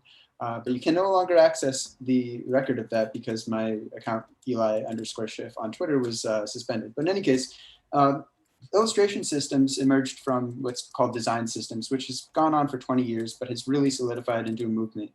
And it's something that I actually focus on in my design work, in the stuff that I do day to day. But illustration systems really are not, I mean, in some cases they are automated. You just kind of click a few buttons and spit out an illustration. But generally, illustration systems are more about guidelines and about ideals. And in that case, they can take time to do. I mean, making a custom illustration that actually is targeted to a given sub-page on a website that actually is relevant to that page in any possible way, even if it's abstract, even if it sort of only vaguely makes sense for that page, people do take time. That could take weeks, potentially, maybe even months, depending on what level of the system you're in. And just to the question of automation, this stuff has been sort of commodified. Pablo Stanley is somebody, talented illustrator. He's created multiple collections, but he has one very popular one called Humans with 3 A's. And I'll post it in the chat. But basically, it lets you sort of select a bunch of parameters, and from there you get to have a bunch of sort of vaguely abstract diverse humans that you can insert into any company, and it doesn't actually relate to the company, although you can change the colors and basically you can change the compositions. And there's like some illustrations of chairs and wheelchairs and plants and other things in the background that you can put. But this has been used by tons and tons of companies, some that have more than enough budget to make their own custom illustrations. And the question is, why are they even inserting humans in the first place? And I think that is something that is worth discussing. I would put that to the group and see where people come on that question. What the fuck? I didn't know there were custom things like this, like dolls, like I didn't know. This is blowing my mind. I didn't know there were custom like little Google humans. That's so weird. And Moffat, what anime is that? Humans of Google. Way? Well, that's Evangelion, isn't it? But it's is that Evangelion? It looks like a dating sim. Yeah. She kills them with the brick. I would just say another point on this. This is actually an interesting one because Pablo actually has chosen somewhat realistic humans that could exist. But generally, one thing that I've noticed is it's not so much about representing the real diversity of humanity as it exists. Generally, it's making not only these blob forms that really don't correspond to any human being, but also colors that are totally unrelated, like skin colors that don't match, or even skin colors that do exist, but then having hair colors that simply, maybe there's someone who had some odd mutation, and you've got like, I don't know, albino people. And also, even if it was artificially dyed, it still wouldn't look like that. Right, like, exactly. Dyed hair would look different as well. Right, or pink skin. I mean, people might have peach-colored skin, but no one has pink skin, or blue skin. And the question is, yeah. Well, it's similar, again, going back to Rebecca Sugar for a minute, who I think is a fantastic illustrator. Like, as far as draftsman quality goes, like we talked about this before multiple times, we had on, what is going on with me? We had on Earthworm Jim. What was going on? What was his name? Hold on. Doug TenNapel. We had Doug TenNapel on, and he said that, she saw him at the conventions and her work was inspired by his. And as far as you guys know Earthworm Jim. Problematic. Yes. So you guys could see a lot of quality in there, but what she ended up adding into it with something like Steven Universe was like all of these multicolored beings that can merge into each other, and the difference between like man and woman started to blur, which is why I said before, even though technically it's not a flat style, there is something humans flat about Steven Universe. Like, I don't know, Eli, would you agree, or what do you think? Maybe if you could describe what the sort of framework of Steven Universe is. Is this maybe sort of like CalArts question that people talk about? They do talk about it being the CalArts style, which is ironic because she was a classmate of mine in School of Visual Arts. But here is a photo just from Steven Universe, and you could kind of compare it to the image right above. So these are the characters from Steven Universe, and these are the characters from whatever Blush happens to be. Well, notice how, like, I forget the character's name, but her afro was literally square. It's a Garnet afro, and I think her name is Garnet. Garnet fans repping. Yeah. What's the skinny one called? Garnet? No. Pearl. No, skinny one's Pearl. Pearl, yeah. I do have a Garnet, by the way, in my crystal collection, so why don't I whip that out while you guys are talking? Yeah, but notice, like, I watched the show, May. Because, like, Pearl's made out of triangles, and I think that's very interesting. Like, you can see the hair, like, it's kind of just points straight forward as if, like, it's, like, black, like gel or something. So that's very, like, very, very geometric characters. And, to the question. Oh, go ahead. No, go ahead. With the Steven Universe characters, I mean, the one on the front is, the two people on the front and the right are vaguely realistic. They could exist. The thing that I think characterizes the other two are a sense of alienation. Why would someone, I mean, cartoons have always been unrealistic. So I guess I would say that medium is sort of unfair to critique Steven Universe for being like not corresponding to reality, because we generally like to have sort of hyper-real or strange even things in our cartoons. But if we were to critique it, I mean, I would say there's the reason why it's so popular potentially among a lot of people who are pro-humans are flat is because there's a sense of alienation that many people feel today, and sort of this idea of wanting to feel included or belonging, which we don't have in most young people just simply are not part of any coherent community. And so one way of making everyone feel like they belong is to represent everyone, and that would be the sort of diversity ideal. But you could represent diversity in a non-alienating way, and yet many times we have these sort of alienating forms that don't really make us feel like we belong per se. But it sort of wraps around in a strange way where if you make everyone, if you represent everyone as a non-human, then there's no real human that could represent a specific person. And then that way everyone belongs because no one belongs, because we're always representing the non-existent, and therefore like you could fit in this because your body doesn't matter. It doesn't matter who you are. Your money belongs with our Silicon Valley company. Yeah. Throw it to us. Very much is post-human art in a lot of ways. Yeah. Yeah. Exactly. Or even anti-human in a way. Yes. Because it's sort of like you're an abstraction. All that matters is that you can click. Oh, we've got a rock on the screen, and then we've got Lev. I have a huge collection of crystals that I like to show off. Since we were just talking about garnet, I showed off my garnet over here. We are the export podcast. Yo, this dude's a Steven Universe fan. Also on the topic of Rebecca Sugar and the sushi bar, I'm posting one of my favorite bits of Sugar art she did for one of my favorite comics, The Goon. And it's very interesting how different this looks to like her later Cartoon Network stuff. You know, like to me it looks very different, but that is her art, and I think it looks really good. I mean, the pilot to Steven Universe, it's so cool, but I guess it's too gangly and too personal. Well, it's very I think maybe the pilot would have been too hard to animate. Like, I think it's a lot easier with the way they look now. Well, it's very inspired by Dustin Apple's work. Like, but that's kind of bullshit, because like if anyone can make like anything like animate a lot if they really want to, and the network permits. Yeah, but doesn't that I mean, tell me if I'm wrong, but I thought that show had a lot of problems with production and budget. Like I thought they were keep getting delayed, and the network was giving them a lot of problems. Yeah, I don't remember what were the specifics. I haven't watched the. I know that they have a series. A Tumblr cash cow. Yeah. Well, as far as Tumblr goes, they have their own kind of Tumblr girl style where it looks a bit like Disney art, where they have similar faces to the ones that are like in The Little Mermaid and Belle, and you know, that classic Disney kind of like neoteny face going on. But at the same time, it also morphed into something slightly different. And I think I call it. Yeah.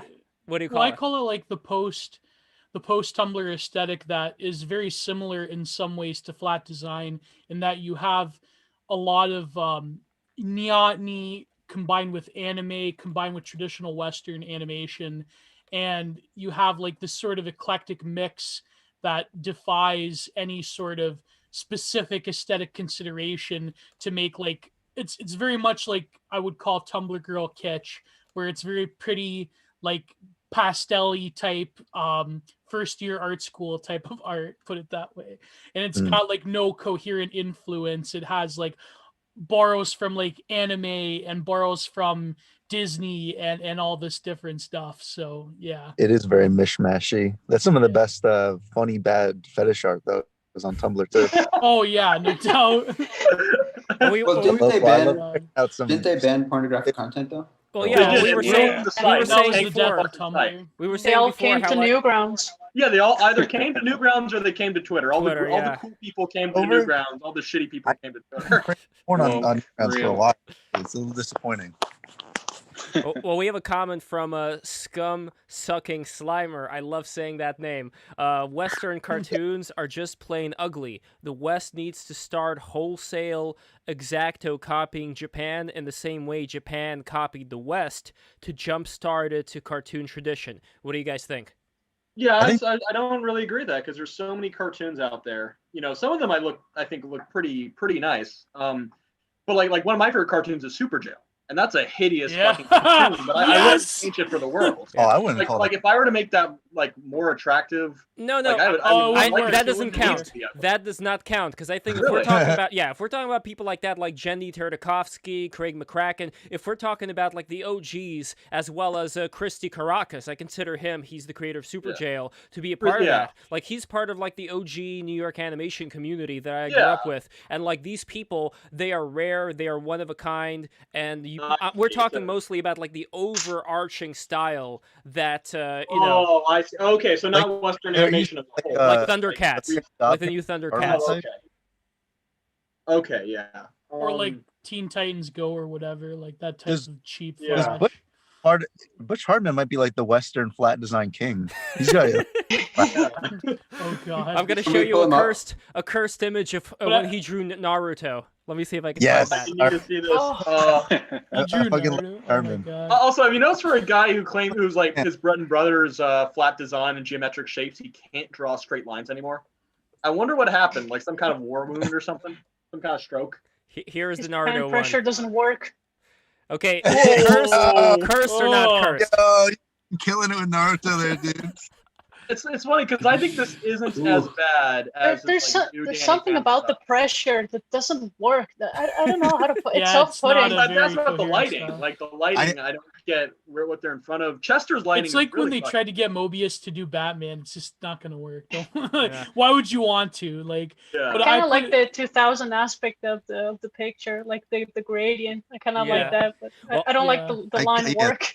I want to go to Zach. So Zach, what do you think about these cartoon aesthetics that we're talking about? I know it's kind of going away from the conversation about the flat art, but what do you make personally? Like you grew up with cartoons, I take it, or no, or your parents forbid you to watch cartoons. I don't know.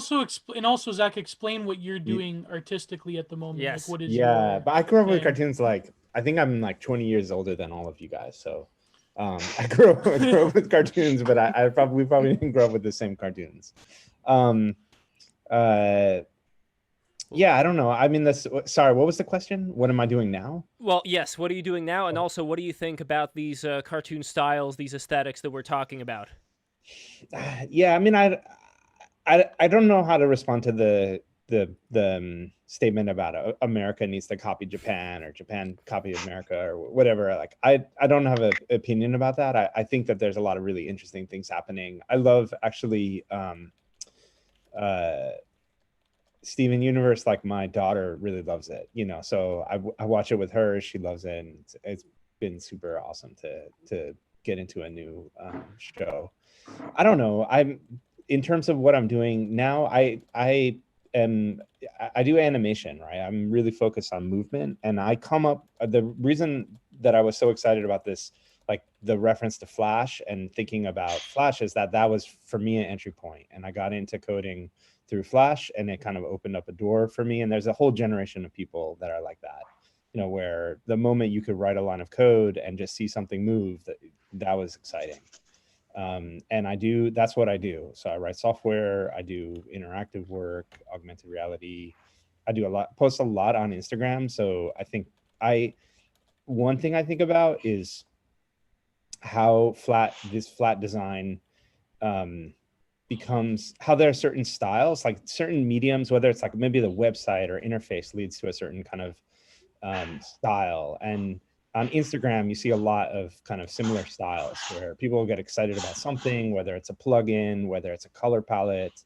Recently there's been a lot of like Instagram posts where people are trying to make a political point or tell a story, but it has a very strong look, right? The sort of text and carousel image thing.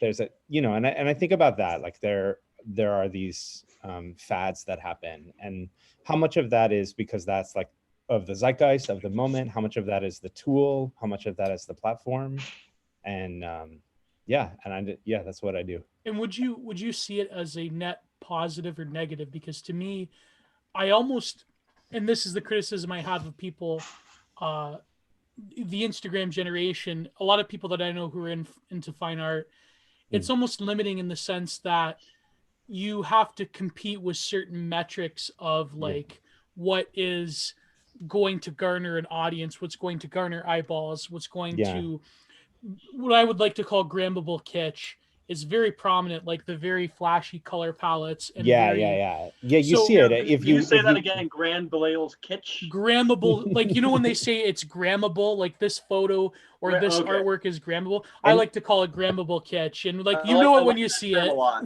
I like that term a lot. For some reason, I thought you said Grand Belial's kitsch, and that was a funny term. Grand Belial. Well, I mean, Belial could have. I would say Moloch and Baal have more to do with it. Yeah. Sorry for interrupting. Moloch, no problem. No, but yeah, grammable kitsch. But you see it, and you see, and I mean, there's some challenges. Like if you're using, so I use I post every day, right? I post something every day, and there are traps, right? It's a trap if you're sort of chasing after likes. If you're sort of, it becomes almost like the worst thing is that it's like aesthetic. I don't know, like it's like athleticism, like you're trying to show off with your aesthetics, and the best thing is that you can learn, right? You can get information, you can post things. And for me, what's interesting is if I post something and people don't like it, but I like it, or if I post something that I don't like and other people like, that's interesting. That is telling me that there's a mismatch between my what I'm producing in the world, and then I can say, oh, I want to lean into that, or I don't, or and then you become like an audience tester after with your art. So that but also you're learning like how are my ideas in and out of harmony with the world, and like where do I want to just put my weight on it, and push something like to the extreme and see how I want to make something that people really don't like I want to just like push it, if you're chasing after likes, you're going to make things which are shiny and bright and kitsch. But if you're pushing to make poetry, if you're pushing to make something which is like surprising to you, then you're going to be in a constant battle with your audience where you're trying to like just see I have these ideas and I don't know how to express them well enough. And to me, that's really fascinating. That kind of back and forth. Yeah. Well, it's like a good example for the animators in the chat here. It's like the way that YouTube basically murdered animation by changing the algorithm and just destroying a whole generation of animation in animators. Yeah. They had to rely on Game Grumps from here on into or like those really shitty story time animations. Or there's some people that do it good, like Quixar. That guy, he does it pretty good, but it's still very simplistic. I mean, yeah, it's just a tragedy what the pursuit. Again, if you read, let me pull it up here. Let me pull it out. And subscribe. If you read Mark Fisher's Capital, even though I'm a based reactionary, Mark Fisher's Capitalist Realism, if you read that's basically capitalist realism in action, in my opinion. Also Dave Harvey's neoliberalism, but that's the way that YouTube destroyed animation is really boy. When no one right now says what sells. What's interesting for me here is I remember we were talking with our great patron Iman Sadhu, who said that he's in advertising, and he says that he's surprised by certain decisions that advertising agencies make that aren't really making them any money, but it's just something like, I don't know, maybe it's ideological or it's forced through, just to make sure that, you know what I mean, just like to be very politically correct about it. But well, I think maybe the changing of skin tones to like rainbow colors might be a part of it, so that way you don't offend anybody.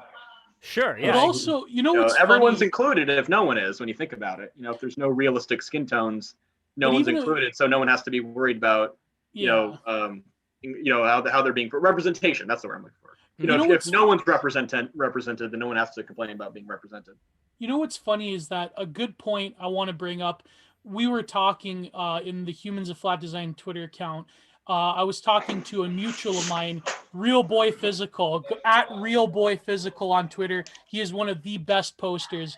He mentioned something about Humans of Flat Design. He said that there's almost like a Freudian polymorphous perversity involved. And I go, what do you mean? He goes, well, think of it. There's almost like, when you look at these Humans of Flat Design, there's almost like an infantile sexual undercurrent to it. It's like everyone now is there's an oversexed nature to it, because these figures, they're like morphing into each other, and it looks like there's this sort of like uninhibited id that they're consuming products, they're consuming each other.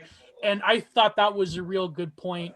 Maybe Eli, you want to go on this? And before that, I just want to say that Alex, I believe you have to go soon. But I just wanted to get any final thoughts that you may have, and I really appreciate you coming on today. Zach.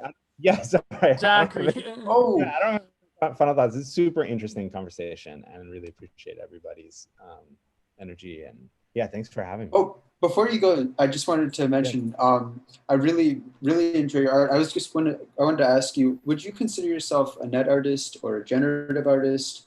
Or post-internet art? Or, net art was a specific movement, but in any case, yeah. Yeah, I would say like generative artist. So I do generative design, and I kind of, I'm in the world of both like design and art. Absolutely. Yeah, mostly I would say generative design. Yeah. Very cool. Well, you were just mentioning it real quick, this idea of sort of trying to alienate people. And when I look at your work, I feel like it's not so much, I guess you wouldn't have put it that way, but you said sort of like testing the boundaries of what your sensibilities are and what your audience is. And I think there's a difference between what's going on with Humans of Latin and what you're doing, where you're sort of testing, I would say, primitives in a sense. And I don't mean primitives in the sort of way that the early 20th century modernist artists were seeing the sort of primitive African or Eastern art, and incorporating that, but sort of primitives in the sort of technical art sense, where you're saying, what's the base visual form that I can exploit and push to its fullest extent? And then sometimes that's going to be dissonant and not pleasant, and maybe you'll like that and the audience won't, but I feel like there's something cool that you're doing there that is almost like something that I very much enjoy, is like playing with layer styles and in Photoshop, and sort of just pushing a drop shadow to what could it possibly be. And I feel like that's very, very clear from your work, that you're focused on the smallest aspect and pushing that, or just any sort of motif, you're going to push it to the limit. Yeah, I always think about this notion of like geometry as a glitch, right? What is a thing that you can do that is an effect, like layer style, but something like rotation, extrusion, revolving, translation, all of those are mathematical operations, right? And you can take a circle and you can twist it. You can take a typeface and you can twist it. And it's like, when you just keep doing those things again and again and again, sometimes you get to a really interesting space. But yeah, sometimes it gets really grotesque and weird, and that's what I try to do. And I feel you have the same sense of series that a lot of the later ABX painters, I would say, when the original wave sort of died out, you had like minimalism, you had hard edge. To me, when I look at your art, I'm reminded of like Frankenthaler and Resnick, and they would like paint like 10, 12, 20 canvases at a time with that same hyper specific style, but you're doing it digitally, and there's an interface to it, and there's a plugin, and it's almost as if your art is generating patterns and shapes that are very, I would say, almost primordial in nature. It's very interesting stuff. I'm fascinated by this. I have friends who do this. Shout out to my friend Stiggs on Twitter. He does a lot of this stuff, but he does like analog with digital interface stuff. And it's very fascinating to me, the type of layering environments you can generate with it. Me, I'm kind of a Luddite in my art, right? But it's just, I find a lot of that stuff fascinating. So thank you for coming on. Cool. Here's Stiggs' Twitter. Take care, Zach. Thank you so much for coming in. Take care. Come again. And now we have myself, the great blue British man, coming to us as well. I have no idea how come myself is so late for his time. Speaking of a performance artist. Yes, exactly. Yes, indeedy. And let's see if I could also get some graphic design people on. Like, I'm going to look through the messages. I noticed one dude blocked me after I sent him a link. After I sent him a link just to watch the show. And interesting, before he blocked me, he wrote the following. This is like some days ago. Like, he just blocked me right now. He wrote, "Hi, Lev, thanks, but no thanks. I have nothing against Eli. In fact, we followed each other up until his account was still running. But unfortunately, I don't find anything interesting in the call. All the best." Well, that's kind of... Oh, God, I didn't even see that. Oh, my God. He hated himself again. This is where the chat just totally deteriorates because you and myself comes in because he's. Ooh, got a heart attack. Shit my pants. Lev, could you repeat? Who is that person? Sure. Okay. Yes, because we were distracted by the red man. So here we go. Okay. Listen. Ewan is the Joseph Byers of our time. He came on the stream. He took a blender. He set it up. He blended his webcam. He blended the stream. He blended the stream. Yeah. Exactly.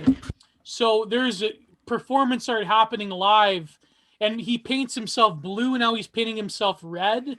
And he's become one of the flat people now. You remember we were talking about? No. Yes. This is the most exciting British contemporary art since Tracy Emin, in my opinion. So definitely. So here was the message again. So it goes. Who is it from? It goes like this. See, I don't want to say it because I want to respect. I'll tell you later. Oh, okay. Sure. Behind the scenes. Worries. So he says, "Hi, Lev, thanks, but no thanks. I have nothing against Eli. In fact, we followed each other up until his account was running. But unfortunately, I don't find anything interesting in the call. All the best." So that was that, and I have no idea why he waited so long to block me. Like he did not block me initially. Like as soon as I sent him this link today, like an hour ago, he blocked me. So I don't know, weird, because that message doesn't really sound that bad. I had a much longer interaction with this other dude, so I could actually go through this. This I think is actually kind of interesting. So, okay, the anonymous person who may be watching right now, because he did give me a little bit of a heart, like the heart icon on Twitter, so he may be watching now. And shout out to all the graphic designers who are watching right now. I appreciate you guys watching. So here we go. Especially the ones that are hate watching. Exactly. Yeah. Ooh, yes. Okay. Here we go. Yeah. Thanks for thinking of me. These types of chats are not my thing, so I will have to pass. Good luck. A couple of more messages here. Okay, one other thing to mention is that Eli is a controversial person in the design community, not because his views on illustration, but because of his many well-documented racist, ableist, and misogynistic views. I don't think a lot of other people would want to talk with him, and I worry about giving him any more platforms to spread these views. I think ableist. I think there are also other illustration subjects that are controversial, but could generate a more fruitful conversation with more valid points on both sides. For instance, recently there are a number of newer illustration libraries that sell illustrations for cheap or give away for free. Some designers and illustrators think these new products are great for the industry, while others feel it devalues the industry. So before I go on, Eli, any comment? So first of all, we already addressed to some extent those libraries, and there's actually a big discussion to be had there as to, the ethics of that, the market. What does that look like for illustrators if there are all of these easily accessible things? But it's a little bit complicated because very much is I would say it's more about pride.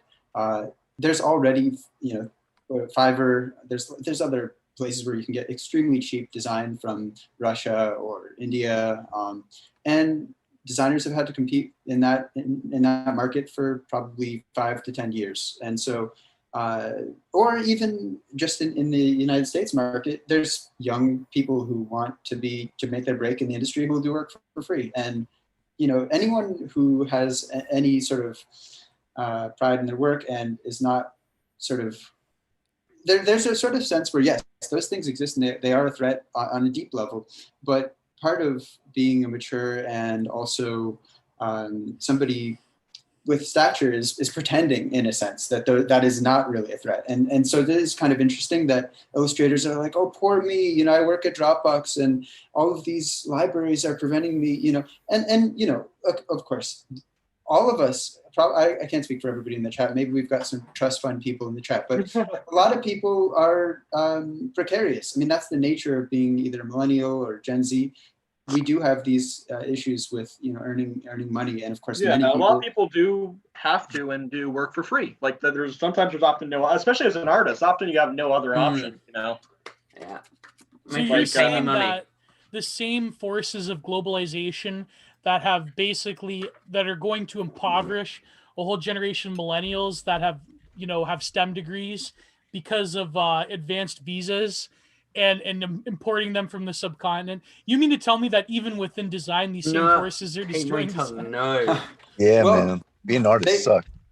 Well, they are to some extent. The thing that I find interesting is the sort of woe is me, I'm a working class illustrator. I mean, first of all, we are all workers in some sense, and designers have interests as workers. But the thing is, the real question is, what are you actually making? I mean, designers like to talk a lot about ethics and, would you work for a cigarette company? Would you work for an oil company? Would you work for a company making AR-15s? Oh no! But then they'll work for Dropbox that they're on their board of directors is Condoleezza Rice, and they're working directly with the U.S. government, and probably there's access, just like Prism. All of these companies are working with government, and of course now that's all of those things are great as long as they're targeting the right people and deplatforming the right people.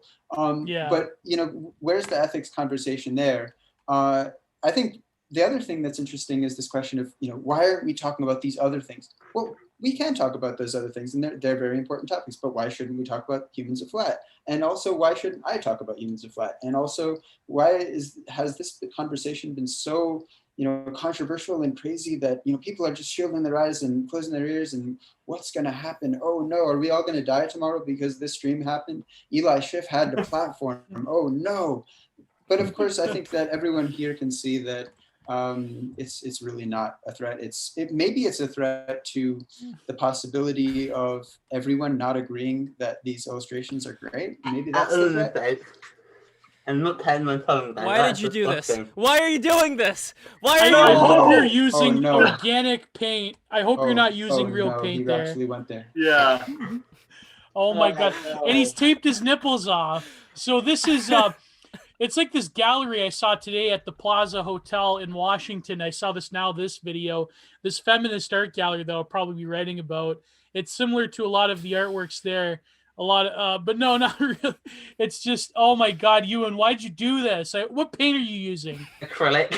Oh my, no! Go and wash your mouth right now. Okay, please. You could be at risk for something. You shouldn't have that on your skin. What are you I've doing? done this before. I've been fun. Go and wash that off right now. We do not want to. Please. We do not listen. Holy crap. Listen.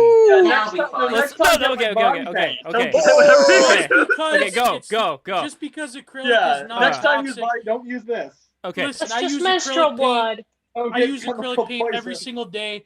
Just because it's non-toxic, you shouldn't have it on your skin all the time. Please wash that off. My God.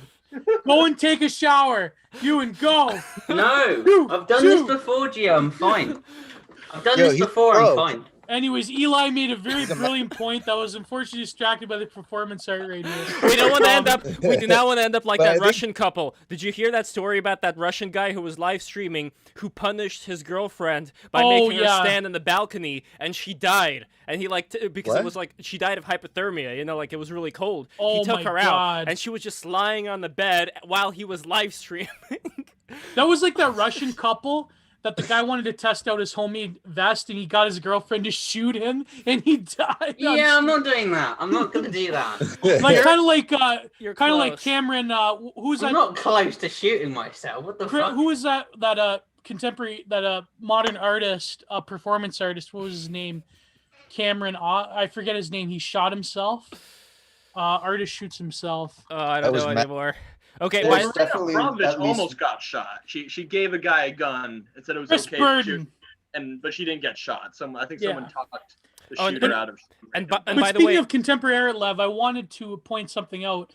I posted this in the sushi bar. These two works by Paul Giragoshin, the Iranian Lebanese painter, contemporary modern artist at the time. Maybe if you could pull that up. Sure, I'm gonna do that. I'm gonna do that right now. And also for all the trust fund kids, because we were talking about trust funds just now. For all the trust funders out there, Patreon.com/breaktherules. I noticed, Bruce, you said earlier you have a lot of money. Become a $50 patron, and my father Alexander Polyakov is going to make whatever you want out of wood. He's gonna make a beautiful wooden magnet for you, completely custom made. $20 member, $20. You'll get all the other tiers. Yes, $20 patrons are going to to get the regular, one-of-a-kind, incredible-looking magnets, and $30 patrons are going to get Giovanni Panicciotti's print. Here it is. It is in action. I wish there was a way for the people on the Zoom call to see it right now, but just trust me, it looks really, really good. So anyway, with that being said, I don't know what's going on with Ewan's eye, but I wanted to go back to that. He reminds me of a character in the what's his name? He did the Cremaster cycle. This contemporary artist. He reminds me of one of these characters. That it's this whole like 9-hour-long film that was created by John. Who was it? Matthew Barney, who is dreadful. If you look at Matthew Barney's Cremaster cycle, he does this like crazy characters and all that. But so anyways, I wanted to bring up these two paintings by Paul Giragoshin, who is a Iranian Lebanese modern artist. He was like the international part of the abstract expressionists. So Lev, if you could bring up here the we paintings go. again. Here is work number This one. guy's the new master of abstract. Yeah. So I wanted to compare this to the what Eli brought up, the AAAN site, the human site. There's similarities within the work of artistic modernism to flat design. But what Giragoshin was doing was fundamentally different, because he was painting women that he found at the marketplace in Lebanon, these very colorful shawls that they wear. They're not exactly burqas. They're just like, they're not like as hardcore as Afghanistan. They're just these colorful shawls. And it comes off very abstract and very flat, but there's almost a religious iconography going on here. Yeah, I can see a little bit of the merit of the Madonna in there. Yeah. He actually does paint the Madonna because he was a Lebanese Christian. But if you compare it to Lev, if you could pull up one of the humans pictures that Eli was referring to, if you have it in the chat. Let's see, I had it somewhere earlier in here. I have a lot of tabs open, so you got to give me a chance. What is that called again, the humans? Do you mean just humans? Yeah, it's got 3 A's in it, the website. Right, yeah. This is very reverent to these people. And of course, you could say there's something distorted about them, but more so they're abstract. And if you look at this, one could almost see it as through a blurred lens of an actual scene, of an actual embodied moment in time that he's representing versus something that's totally abstract, but not in that reverent way. It's not that it's irreverent in some sort of ideal, cool way. It's just sort of almost hateful towards humanity. And so, if we had abstraction like that, it wouldn't be my personal preference, but it would at least speak to an experience, something that people might value. Some people might find that a beautiful scene if they were to be there, and we're supposed to imagine and fill in the gaps. That's sort of a steelman of minimalism that you're supposed to provide the imagination. You're participating in this thing, but that's not the point of Humans Are Flat at all. No. Yeah. And this is what I wanted to write in this hopefully upcoming book, is that they're doing different things, and almost like humans and Humans of Flat Design. It reminds me of that old school social realism artwork where you have, like, in the Soviet Union, you have like the worker morphing into the machine, that type of things. It's like a digital version of humanity morphing into like total digitality. And you and myself, he's got sticky notes now. What is Ewan morphing into art-wise? Like, analyze the arts of Ewan. This is the great tradition of of performance art from Chris Daring to Marina Abramovic. I think that Abramovic and myself should collaborate. They should do Spirit Cooking Part 2. That would be something. What's Spirit Cooking? Hold on, I had my headphones off. What's Spirit Cooking? Oh, look up Spirit Cooking. You're going to have a blast. This is by contemporary cult artist Marina Abramovic. And by the way, sorry to interrupt, but we have very interesting news. Buff just became a $50 patron. Oh my god! Wow. See, this is what we're talking a special about. print just for you, buddy. Yeah, this is what we're talking about. Even though we don't agree upon Russia, Buff, you are the man. I love you. Thank you so much for doing this. Yes, you are Buff in spirit. In my eyes, you're the strongest man in the world, and I will never fight you. I'm looking up spirit cooking, and I'm getting this article that has Alex Jones stuff in. I think I'm in the wrong place. Well, I don't know. I kind of disagree with Alex Jones's take on it. We've been through this before. Our good friend of the show, Saturnalia Sundown, we collaborated on the. Oh my god! I'm just looking. I mean, I'm happy to try. If she says collab, you know, she flies me out or whatever. I don't know. Well, it's funny because Marina Abramovic, she actually is doing something.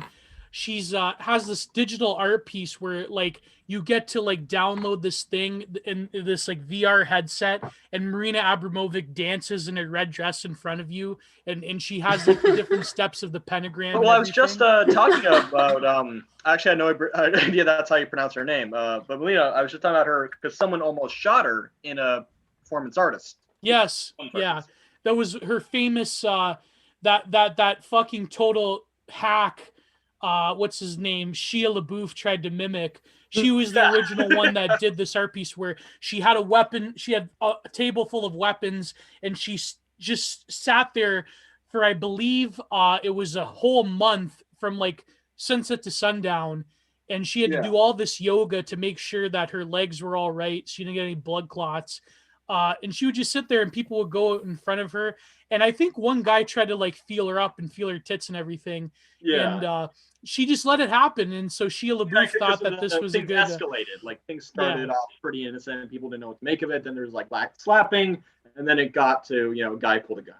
Yeah, yeah. And so there was one guy who pulled the gun, but I believe one of her studio hands like tried to talk him out of it, but the and he did. It worked. If somebody pulled a gun on me and something like that, I'd just be like, I will become art or something edgy, and then try and. Oh, she took it like a champ. There was this other. Speaking of dancing, she did this other performance piece. It was actually in Venice, and this was right when the post-Yugoslavian wars were, the Bosnian War was happening, and she was dancing chaotically, almost like a dervish dance, almost like an agori dance, and there was a whole pile of bones that she was shaving off with a wire brush, and right across you could hear the gunfire from the Bosnian War, and Ewan is taping his mouth. So this is pure performance art. This is I don't know whether this is the problem with tape, right? I'm saying this with the tape. So he's going from bad to worse. I can't get the end of the tape.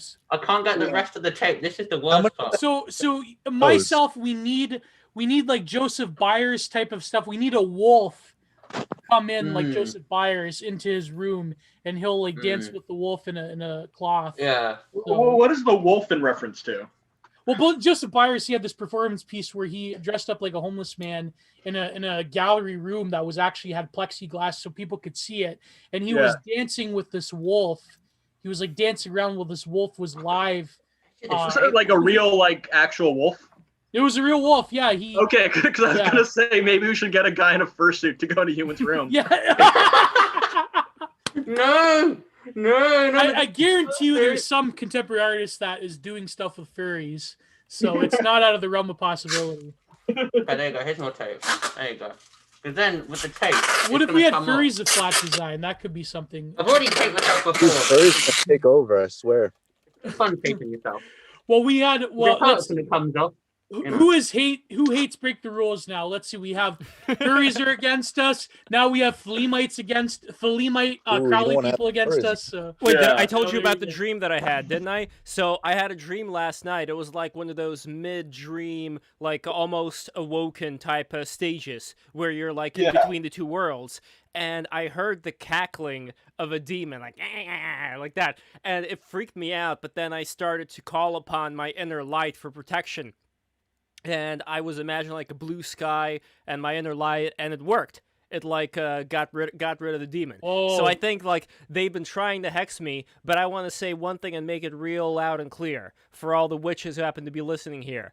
I have the support of a loving family, my mom, my dad, my grandma, like all the people within my life, and their love that power of love is 500 times stronger than whatever hexing your little demon puppet things try to enact upon me.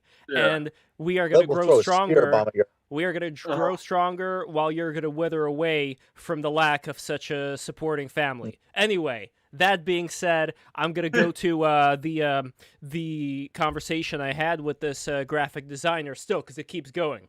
So he then says, I feel like you are focusing on controversial people rather than controversial ideas.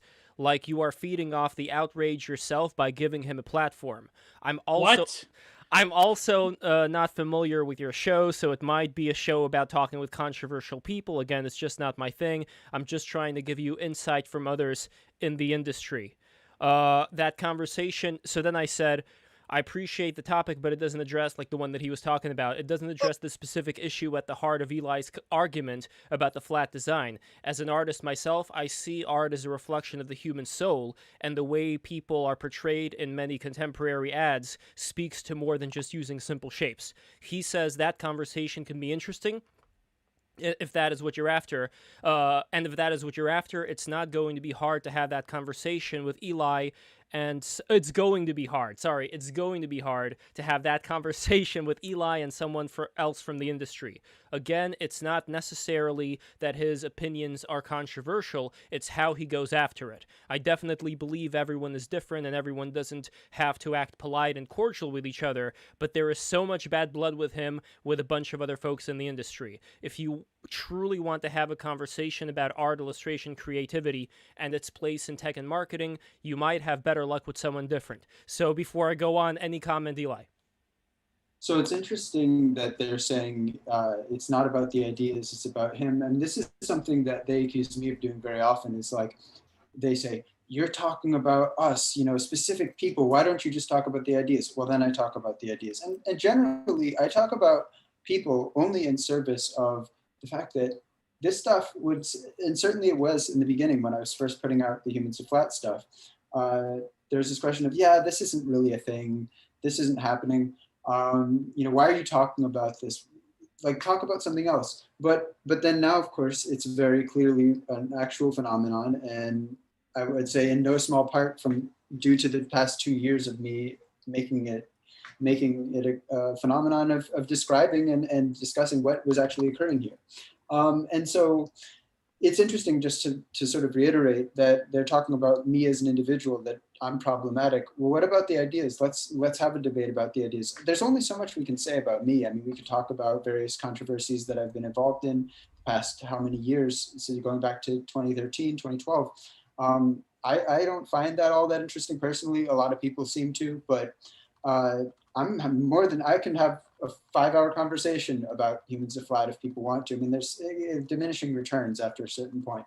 But this idea that, I think it's very clear that they really don't want to talk about the ideas. Not a single one of the, how many was it, 8 people that you invited? No, I invited 100, like around 100 people. I'm not kidding. Wow. Like 100 people. I just went through the list. Yes, I just messaged. Didn't invite me though, by the way. I just come. I always rely on you. Does that not speak to it? I mean, if you get 100 illustrators, not a single one is willing to discuss their work. And in fact, this would be their opportunity to really show me up. Say, that's what I said. That's say exactly what I said. How evil am I? How evil am I that I would discuss this in whatever way I discuss it? This is your opportunity to show what a horrible, evil person I am, and yet no one's here. I think that speaks volumes about. They really don't have much to say in return, because this stuff is so plainly obvious. I will say, Critique of Humans of Flat I mean, there's some depth to what, the history and the symbolism and all this stuff, and having a formal artistic background can help in doing so. But, and having been there during the entire time that it was happening, seeing the roots of it. But really, this stuff as an object is just visually repulsive to, I would say, 99% of people. Designers tend to be the very small clique that doesn't find it repulsive, or at least claims to. And so there's a very common sense critique that can be made of this that I've made. It's not, there's a lot of depth, but there's also a very easy, accessible critique. They're not even addressing that accessible critique. They're not here to do that. I think some people could make a good case, and no one's here to do that. So, well, here's what I try to get here, because I gotta say, out of all the people, I respect the fact that this guy was able to have a very long conversation here with me. Yeah, like it was a good.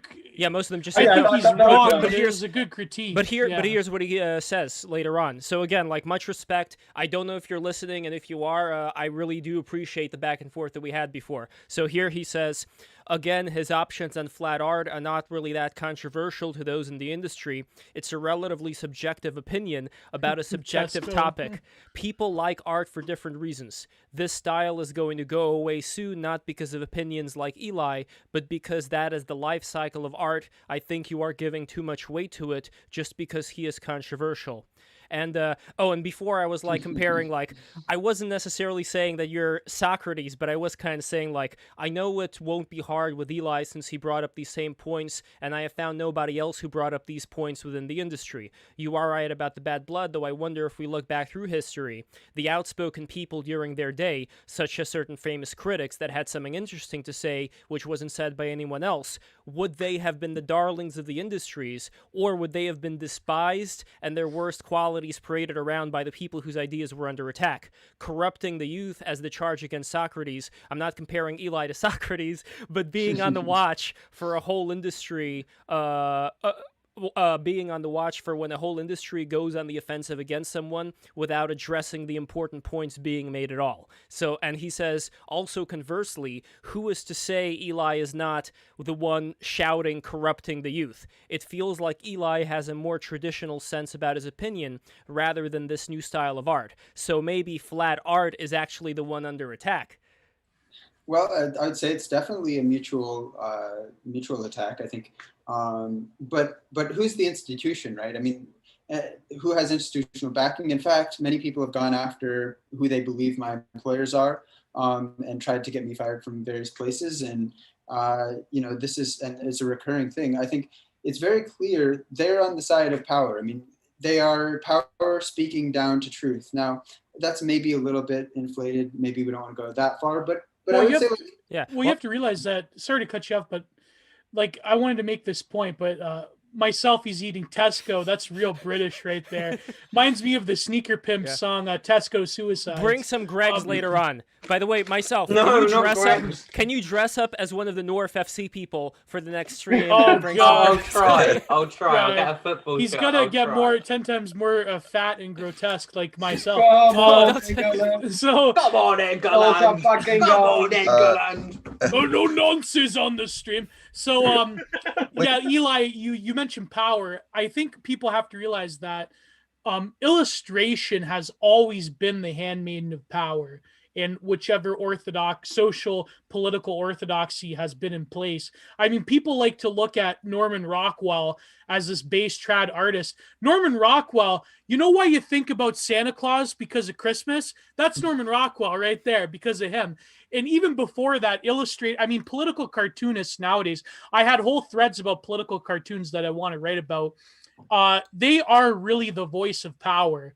Illustration has always been the voice of power. And I'm not just saying this because I'm a fine artist and I say illustration could go fuck itself, because I do value illustration. I just think that we have to be aware of the fact that illustration is more easily replicatable within a construct of power knowledge and certain discourses that are allowed by certain institutions.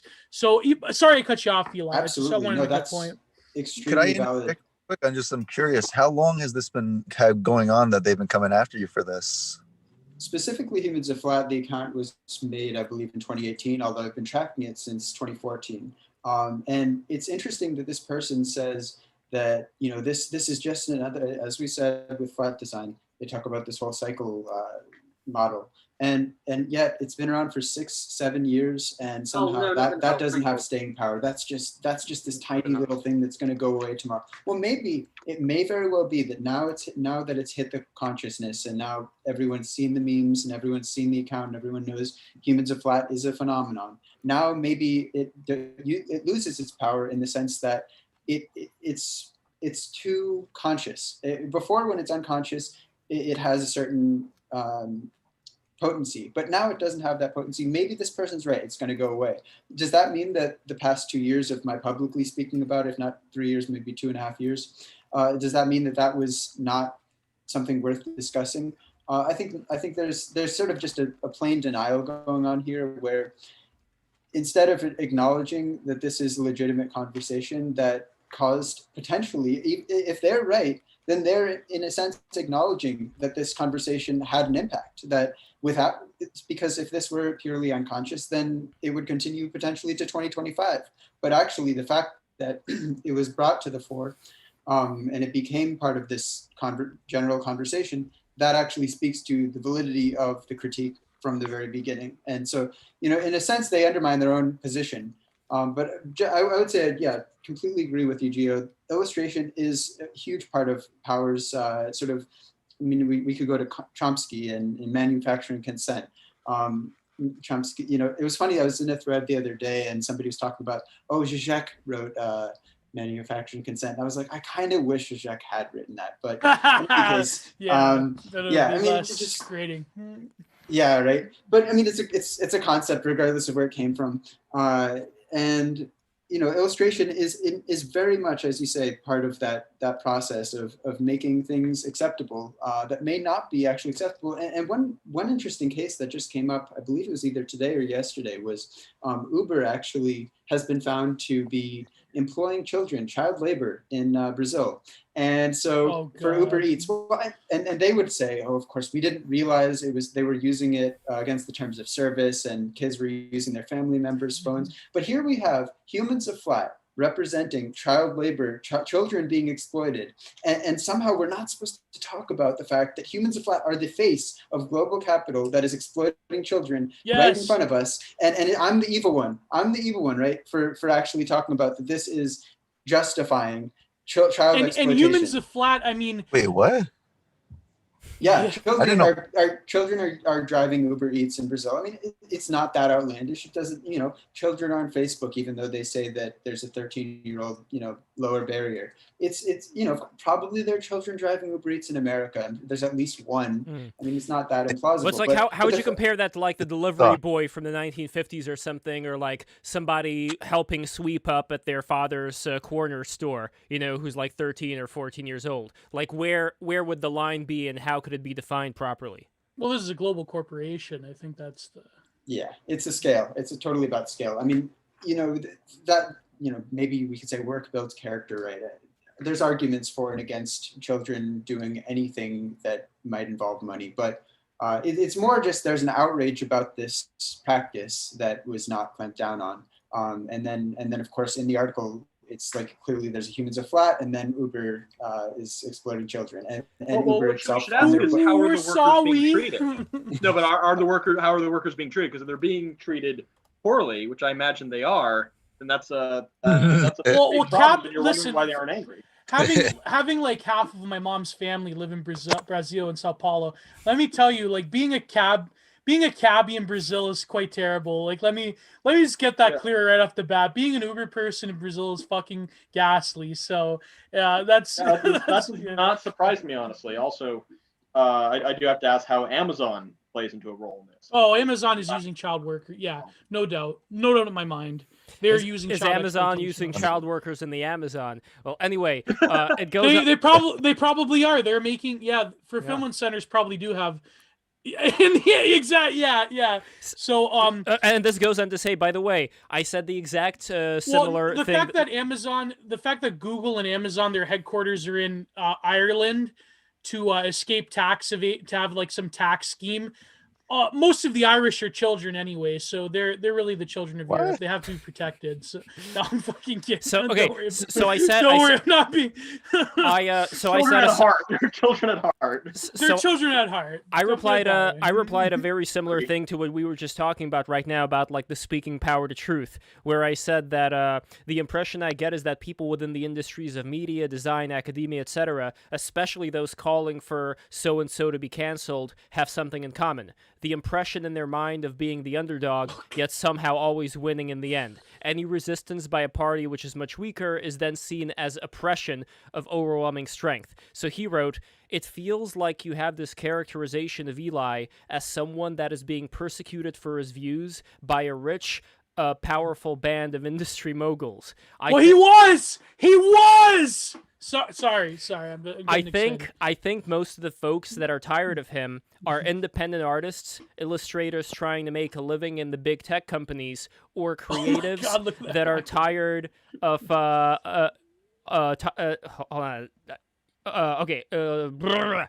tired of hearing subjective opinions. In the bigger context, this group of people see Eli as just another symptom of those that wield power over them.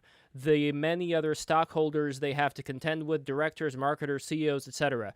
These folks feel they should have power about what an artist creates, and they are tired of it no matter where it comes from. Yeah, but the predominant art style that they're creating is being endorsed by power itself. I don't understand. Right, it's totally contradictory. I mean, what power do I have to stop them making any style, humans of flat or otherwise? If I had so much power, then I would have stopped. Right, I would have stopped it from the very beginning. It wouldn't have occurred. Who's the most evil? Though? What's up? Who do you think treats the kids the worst?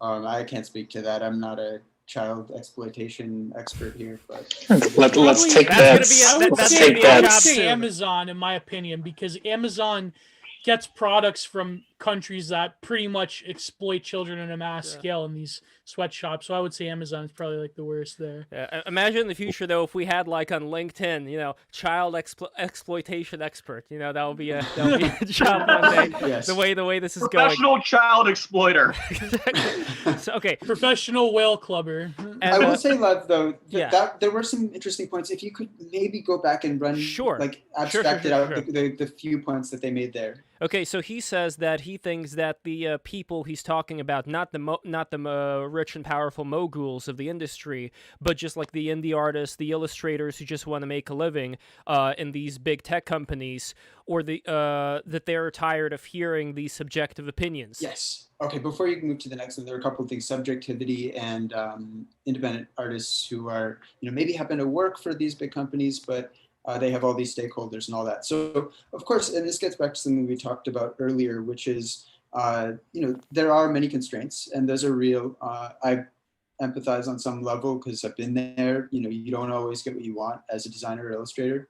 But the question is, at the end of the day, what do you spend your life producing, and in whose interest are you doing that? And those things are totally within the purview of criticism. Certainly for somebody who is a critic, I think that would be the job description to discuss those things. And then the question of subjectivity, this is just Eli's opinion. I have my opinions, of course, as everyone does. But the question is it just purely subjective? Part of it is. But then another part, and of course, this is it's somewhat distracting here. But the other part is that there's an intersubjective aspect of it, and maybe even objective. I wouldn't go so far as to say it necessarily. That's for other people to tell me whether my opinions are objective. I'm not going to go say everything I say is 100% right. But what I do know is there's a cultural aspect of this where things are being, created between various parties, and we have standards that are being created, and they don't really want those standards that are being created among people, this intersubjective relationship, to be critiqued, because then maybe there's some things that would be culturally correct or culturally incorrect, and certainly they want to have a sort of singular vision, a homogeneous vision of what is intersubjectively correct. And that's why they say, this is just Eli. Well, apparently it's not just Eli. Apparently hundreds of thousands, potentially millions of people who have seen the memes in the past few weeks actually completely disagree with these 300 to 1,000 designers who happen to live in the Bay Area and happen to live in New York City. And you know what? If you make $50,000 as an illustrator and you're living in San Francisco, yes, your life is really hard. And maybe you get a gig for Dropbox, and maybe that is difficult. But at the end of the day, that is unfortunate from the perspective of art as such, and illustrators should be paid more than that if they're producing stuff that is worth being paid a living wage. But those are whether you're paid 50,000, 100,000, 200,000 as an illustrator, that has nothing to do with, are you producing illustrations in service of power? And if you're producing those, then that is something that I'm going to be discussing. And if you have a problem with it, then come on the stream. When you 100 designers out there who would not come and debate me on the stream. And then he goes on to say, after I wrote him this other message, it's kind of long, but it's basically about like the same power dynamics. He wrote, again, this sounds like a mischaracterization about contrary views within in-groups. It's not necessarily the contrary view that is the problem. It's more a problem of how some people go about it. I've had tons of convos on various platforms with people I don't agree with. I know a lot of other folks that do the same. The people they interact with don't get canceled. You just don't hear about it on Twitter because it doesn't get as many clicks or likes. And then he says over here, society still has to have some rules, and Eli is still totally free to have his opinions. He still has a big platform, so I'd argue he isn't being censored at all. The only thing I know that has happened to him is that Twitter deleted his account. Again, there has to be some rules. I don't think he was kicked off because he didn't like flat illustration, LOL.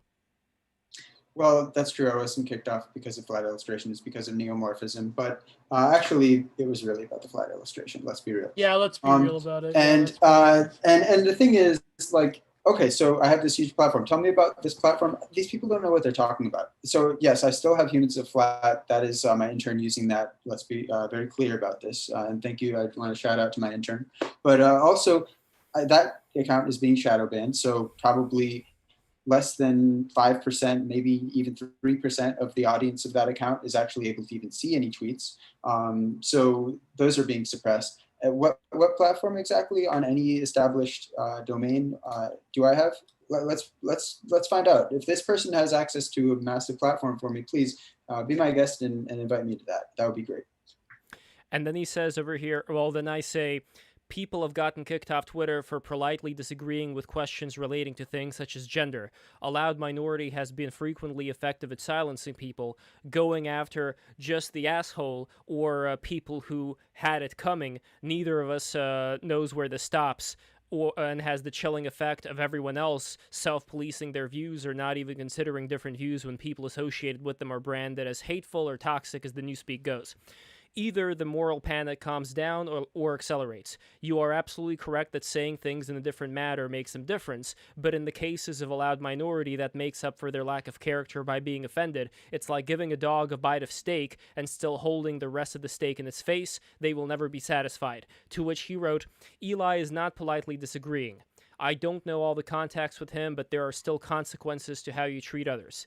That is a standard in most societies and groups. Sometimes these standards can go out of whack, but it's also worth thinking about that this loud minority might actually be a loud majority made up of folks finally having a voice. Granted, anything in the context of social media is usually hyperbole and might be an inaccurate gauge of the direction of society. But if they're a loud majority, then how are they oppressed? Like, how do they not have, like, then why, like, if they're a loud majority? He was saying that they were oppressed before. They didn't have a voice, and now they do have a voice. But but I don't see what that has to do with it. Like, okay, so they have a voice. Totally agree, why should they, like, now that everybody's equal, let's just treat everybody equally then, and not really favor one or care who's a minority. Yeah, but that's the trick. That's like the plausible deniability they have. Like, we know like why they censor certain people above others. It's just that you can't really like prove it because of the way that they shadow ban you and so forth. And I love how my you and myself, he's like focusing in on different people like at random. It's really like we could have a computer generated thing where it's like people that do these art installations with cameras where like they hyper focus in on one person, then the next that go into the gallery. I really like that. Also, I saw like a tongue sticking out, and part of me thought, you know what if that's not actually Geo's tongue sticking out, but that is actually an artificial intelligence puppet that was meshed on top of Geo's face during that It's a robot in a Geo suit. Well, artificial intelligence will create tulpas of us all, so that's what's going to happen. But no, but it's fun. Yeah, Eli. To one thing I didn't want to address in the chat by Evie. mentioned like Robert Crumb straddled that line. I do, yeah. Robert Crumb is one of the first, I would say, well, there was some in the 20s, but really the first illustrator after that distinction collapsed between artisans, illustrators, and fine art. Like you had a lot of artisans and illustrators in the 20s that were doing woodcuts, for example, that would be in galleries. He was one of like the modern era artists that straddled that line between illustration and fine art, because a lot of fine art people took interest in Robert Crumb. For example, the great art critic Robert Hughes said that he was the Bruegel and the Goya of our time, right? And so you had then later on you had like graffiti artists like Cause and that guy that did Obey, and I know fucking Banksy, even though I fucking hate him, but like you had those underground subcultures that were now being introduced into the fine art world. So now you have like graphic graffiti art within the gallery spaces and things like that. And well, we have humans of flat design in gallery spaces now. Very much, yeah. Yeah, and you could say that, like I say, like there's a long tradition there. Like Keith Haring immediately comes to mind in that sort of space between flat design humans and like graphic art and graffiti art. So I don't know. I'm just like wanking off intellectually right now. I feel I have to stop myself. Well, So, I mean, there's certainly, I don't know Keith Haring's whole shtick, but I mean, I know what it looks like, of course. But I know that he diagnosed with AIDS or something along those lines. Yeah. He was in the original wave in the 80s. Yeah. Yeah, I don't know how politicized his art was, though. Was there any relationship between his personal struggle and the art? There was some relation there, but it wasn't as pronounced as the activist artists that came after him out in the AIDS crisis. But Keith Haring is interesting because you have graffiti and you have your tag, and it has to, by definition, like there's changes in terms of style, but by definition, if you're doing character graffitis, it has to almost be like a similar set. So you have like repeating sets of figures that are colliding into each other that are mass produced. And it's very interesting from that view. It's almost very similar to the Humans website, and you have to have that specific style. So Cause, for example, I know Cause is like, in terms of contemporary art, he's like a total like marketing whore, because like he literally like fucking has puppets and plush dolls of his like Cause illustration. But like that's besides the point. Like that's to me, it's interesting how Banksy is fucking lame. But yeah, I do Banksy's not totally like Banksy. fucking. I'm sorry. Banksy is neoliberal kitsch. Put it that way. Is Banksy neoliberal me? kitsch. Is Banksy me? No, he isn't. Banksy is copy paste. Yeah. The same three ideas. And you know the government might be bad? Yeah. The government might be bad. You might be What good. if the government is bad? The police. Oi, mate, what if your mom was a government? What if your mum was government? Yeah. Did you know you gotta support the NHS? Did you know that? Oh no, don't! Oh, I have to see that shit constantly. I hate it. I have to see stuff like that in weird college. Well, Banksy is a good example because flat design humans, is almost in keeping with a concept I'm trying to make called neoliberal kitsch. I think that Banksy is the premier artist of this space, along with other activist artists. When it comes to humans of flat design, there almost is like a kitschy element to it because it's so self-referential within itself. There really is. It's an art that lacks all history whatsoever, apart from like this multicultural polymorphous hellhole that we've inhabited. Like it really is like the California ideology manifested into the human subject. I did want to get on this, by the way, for those for those who are aware. 4chan has been making parodies. I don't know if this is 4chan. Hold on. We have to give credit where credit's due. Oh, yes. And this is a female artist. I'm going to find her name real quick. Yes, please tell me your name because she actually had to delete this Goya reference because people were attacking her so much. And then afterwards, she was like, "Oh damn, I should have kept that up, got credit for it." But I'm trying to find real quick. Why were they attacking? We may come back to it. Yes. Because it's going to take a second to find. Why were they attacking her? Was it because she was parodying flat design, so she was being attacked by the Vermin Tower people, or was she being attacked just by normies who hate this type of art style? Like, I think she was being attacked by the illustrators who were basically saying that that she shouldn't be doing this. But her name is Clay, or her real name is Claire, and I'll post a link to her. But why would, like, tweet. why wouldn't she be doing this? Because the contemporary art world is filled with like remix parodies. Oh, like, totally. I think she just didn't want to be part of a shitstorm. Okay, yeah. But it doesn't make sense because the contemporary art world is filled with people who like take old masters and traditional works of art and remix them like to almost beyond belief. Like whole styles. Like for example, that guy that did the Obama portrait, who was that guy? Wiley.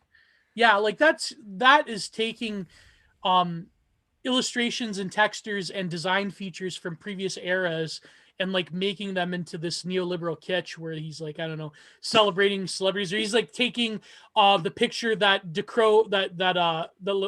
who's the French Revolution painter, Delacroix, that he's taking like the woman championing the French Revolution and like making it like the Haitian slave revolts or something of that nature. Like remix is like the in vogue style of the contemporary world now, especially with woke contemporary art. So she's just taking Goya, one of the most famous Goya from the black paintings, and like this one, oh my god, I love the joke. Here's the thing. I promised people, if you look up the original photo with the redhead girl, I promised people that if Joe Biden actually does get inaugurated, that I will paint in a Francis Bacon style Joe Biden perving on that redheaded woman. So I will paint that.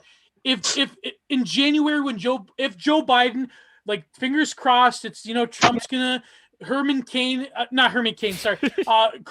Clarence Thomas is going to steal the election for Trump. Fingers crossed. But if Joe Biden steals the election, I'm going to paint that. So I promised that on Twitter. Oh, Gio, do you know what all this remix art stuff is reminding me of? Yeah. It reminds me of all those, like, I mean, one is reminding me of Chris Chan, like, obviously, but second of all, it's reminding me of Tails Gets Trolled, which I think is fucking... Oh, yes, Tails Gets Trolled. Tails Gets Trolled is, I think it is the epic of our time. It's like our equivalent of the epic of Gilgamesh. It's like My Immortal. The remixing of Tails Gets... I generally think Tails Gets Trolled is a very beautiful, beautiful story. And I love the remixing of the art. I mean, the story itself is a remix because it's taking these established characters, it's putting them in these very complex scenarios.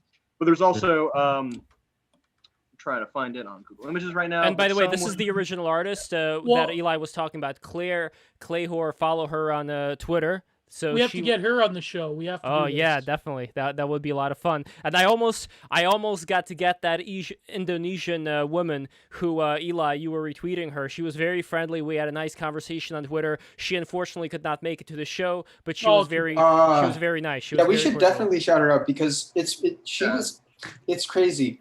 This is a woman who is just a genuinely good person who is making material and curricula for Indonesian designers or people who are prospective or what's the word when you want to become a designer. In any case, the main thing is she's putting this out for free, and she has 2 children. And talk about presentation or identity. She's somebody who wears a burqa. And when I quote tweeted, or actually I posted an image of hers, and I guess she must have been following the account, I should say, and then she was like, "That's my image," and I was a little bit unclear. Is she about to be angry that I posted about her tweet or about her few minutes of flat? And it was funny because she was the first illustrator in the entirety of the design industry to actually find it funny and be like, "Thanks for posting it. This is awesome," and be happy to engage. And this is this is exactly the person that designers are claiming is so weak and so vulnerable and needs protection. In fact, the very reason that Humans of Flat exists is just for this lady here, right? But she had a sense of humor about it, and she was like, "This is great. I'm happy. Thanks for shouting me out. I'm really happy to be here." And the fact that she would talk to you and I think it just undermines the entire premise of Humans of Flat. Here she is. Follow her. She's great. Wendy Asari, maybe. But is she UK and using the O rather than U in Mum? If she's UK and she's using the O, ooh. And she's a Muslim woman? She is a Muslim woman with the burqa and or the headscarf, and she is living in Indonesia. We were talking about how she has not yet went to Gudang Padang, but I highly recommended that. That's that pyramid site that Graham Hancock was investigating. That's supposedly like a very ancient pyramid there, as well as these other megaliths of these very interesting looking characters. So yeah, like Angkor Wat. I always wanted to go see Angkor Wat. Yeah, Angkor Wat. Okay, anyway. Angkor Wat. No, but yeah, Eli, that's a good point. I mean, there was something else I wanted to say. It's really interesting, like this visceral gut reaction that you receive by these designers that think you're a Nazi. Yeah. I don't know if you want to reveal, but Eli, what is your ethnicity? Well, I'm Jewish. Okay. What is your eye color? No, sorry. That's not... It's just pink light. I'm not going to go there. But it's not what you think, and it's the opposite of what you think. So for an Ashkenazi Jew, I'm the opposite of that. Well, as far as I'm concerned, all these graphic design people are going to be calling you an Ashkenazi Jew. Ashkenazi. You know, I always Eli is the Ernst Röhm of the design world right now. So yes. Oh, and by the way, real quick, Super Iron Bob 23 minutes ago, because I keep switching screens, so I may miss this kind of stuff. He donated $5. Thank you so much, Super Iron Bob. And he says, "We are friend of the show indeed. We are all living in the shadow of Edward Bernays. Agree? Disagree?" Yeah. Edward Bernays. Yes. Well, myself has the ripped shirt on, so he is one wolf away from being an Joseph Byers piece. So, also, Ewan, I briefly mentioned Chels Gets Trolled and how much I love it. In the sushi bar, I posted someone did a Japanese wood print version. Oh my god! Please show this love. Let's have a look. Okay. Oh my god, that's so good. So on the topic of like remixing and remastering, I absolutely love it when people remix and remaster. Oh, that's so good. That's I don't know if is that a block print or is that just straight up Sumi ink? Yeah, I mean I don't know how they made it. I think it looks like they made it digitally to me. But oh my god, yeah, it's cool. to mimic like Japanese watercolor kind of art. Yeah, like watercolor with But yeah, Sumi ink is pretty much used for all block prints. Guys, we got a $20. We got a $20 donation. What? We got a $20 donation. Can we get some Pog champs? Can we get some Pogs? From Pomode, from Pomad. Pomad, thank you so much, brother. I appreciate it. And he says, some Kashimazoo for the boys. Woo! You're going to get one of Lev's father's beautiful magnets. Okay. I'll be honest. That's a donation, but it's not a patronage. Oh yeah, sorry.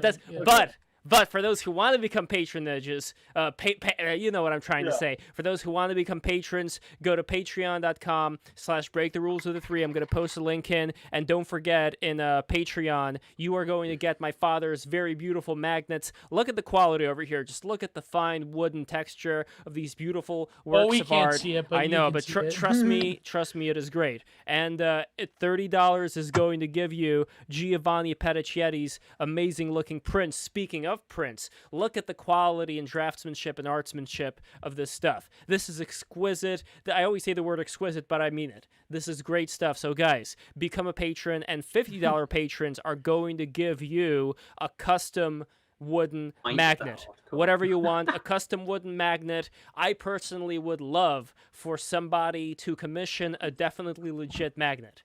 So definitely legit. If you're watching this, brother, if you become a $50 patron, that would be the greatest. I don't want to force you, but I'm just saying, I really want my father to make a definitely legit magnet. It's really appreciate what he just did. Thank you. One of the Thelemites said my art was trash, so I don't know. Maybe Oster Crowley is going to curse my art. Oh no, there was a songs.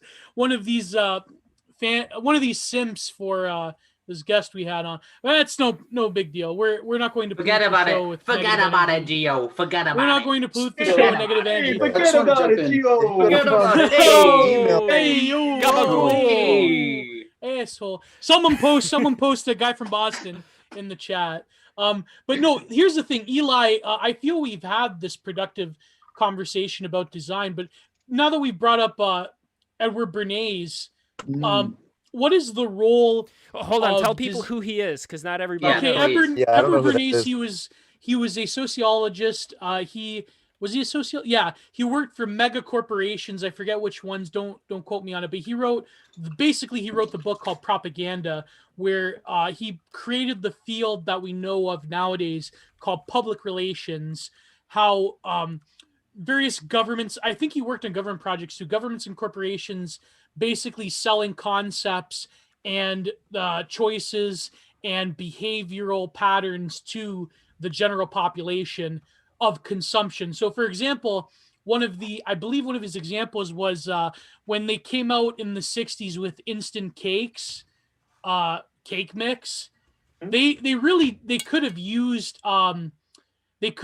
powdered eggs, but people that were working for him discovered that if you like basically minus the egg and you make people put the egg in it, it's one of these like totally meaningless steps that convinces people that they're actually making something from scratch, when really it has different functions. So you could sell everyone the cake mix, it's easy to make, but it convinces you that you're actually baking from scratch. I'm helping. So it's a bit ritualistic in that sense. And exactly.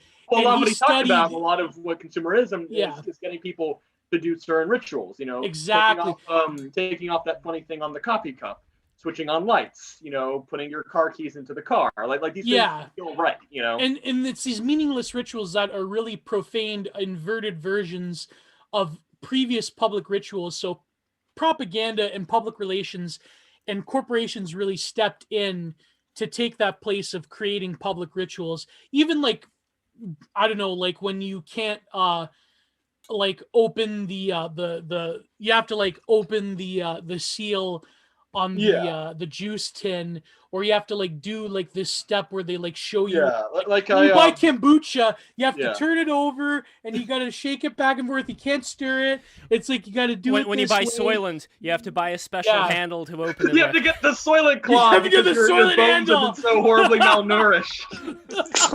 True. Awful arm. One thing to note about Bernays is that he was actually the nephew of Freud. Sigmund Freud. Yep. Well, double nephew. I never knew that. I checked in. It's like double nephew, and I'm not sure what exactly that means. Is it kind of like second cousin? So it's like not direct nephew, but like within. Just mean think something like that. Sex, like a sex when you say double cousin like that. I don't know why. Just like And the thing is, of course, Freud would have something like that. But then Bernays took the theories of his uncle, and he realized that you could basically steer a public form of what what people came after from Fred Lacan called like the libidinal economy. So you could basically create desires in people and drive them towards an end. Like, why do you think sex sells and like all of these marketing phrases? Yeah, why do we use the color red and yellow and lipstick? Like, how do you think lipstick got created, right? But that was also with the Nazi Party as far as using the color red. Like, they stole it in a way from the Soviets, but they still retained it. They didn't go for blue. There was a reason why they went with red. And the Romans used red too. It's the color works. Yes.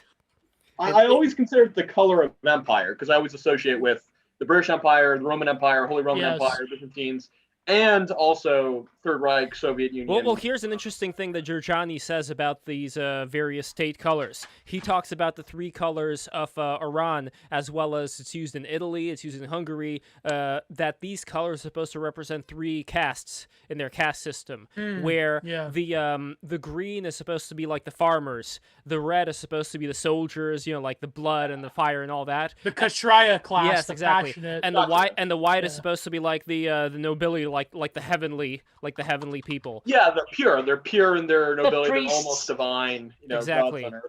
And we also have the people who got the money. Yes, exactly. We also have Ewan being bright red too. Yeah, that's what I was saying. That's point. Yeah. It's like Joseph Byers painted himself gold and whispered into this puppet. Yeah. So I don't know. Ewan, you have to research Joseph Byers after our live. You have. No, I know. I've had a little. I've looked into a few things, but nothing too major. I haven't looked up all this stuff. Wait, but Lev, I know you like Sonic. Does this mean that Knuckles the Echidna is a Kshatriya? Oh, definitely. Oh, definitely. Yeah, I mean, he's got the red Knuckles, kind of he's a warrior fighter. of the group. Yeah, no doubt. Right. No doubt. We need Knuckles flat design Sonic. We need. No, we definitely. Oh, is that Mike and Melissa? Yeah, Mike and Melissa's been on the screen for ages, man. Oh my god! Fucking movie. Do you know? You know what's funny? Yeah.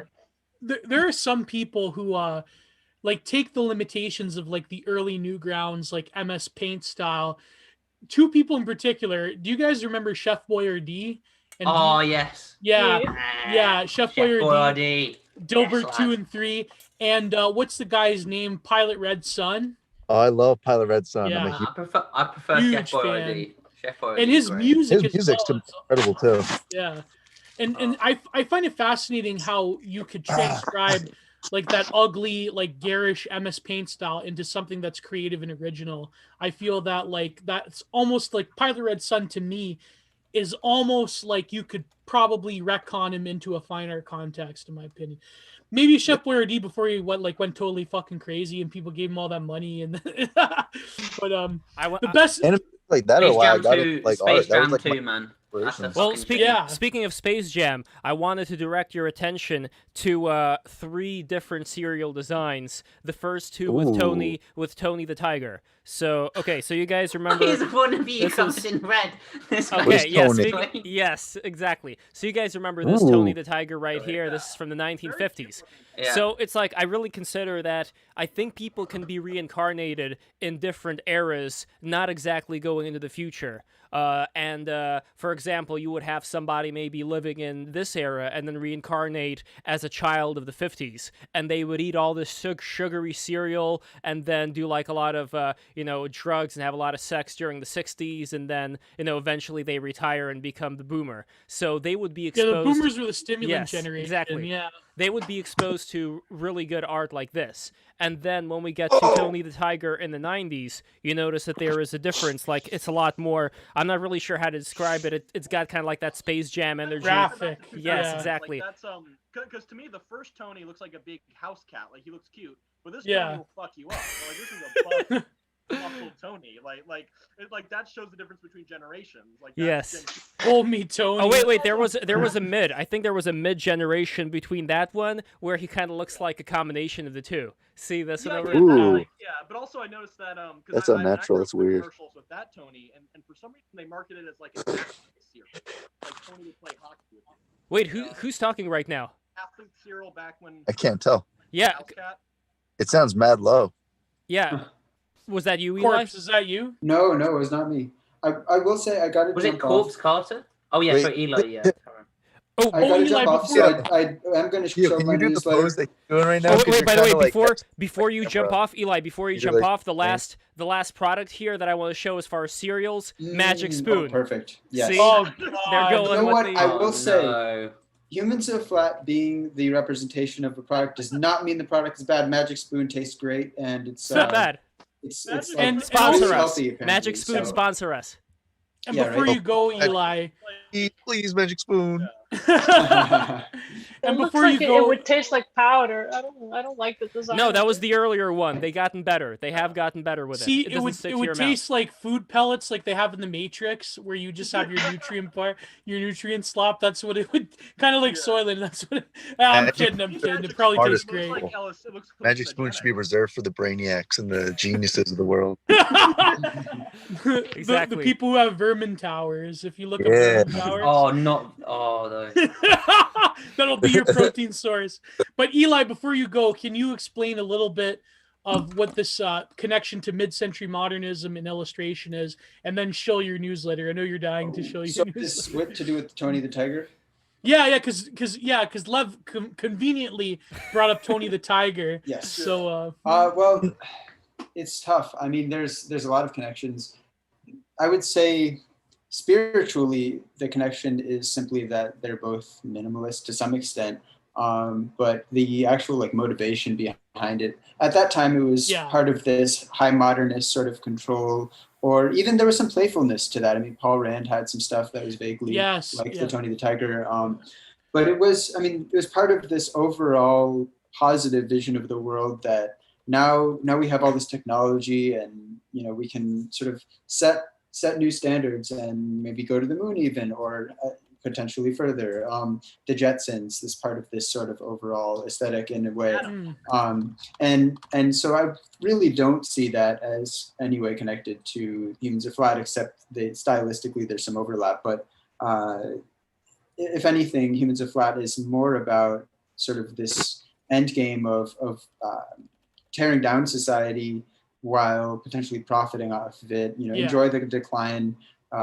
It's all over, like may as well ransack society while you can equally. Everyone equally will be, taking their share of the wealth that remains. And if you're not getting your share, then you're being oppressed. So you gotta get while the going's good.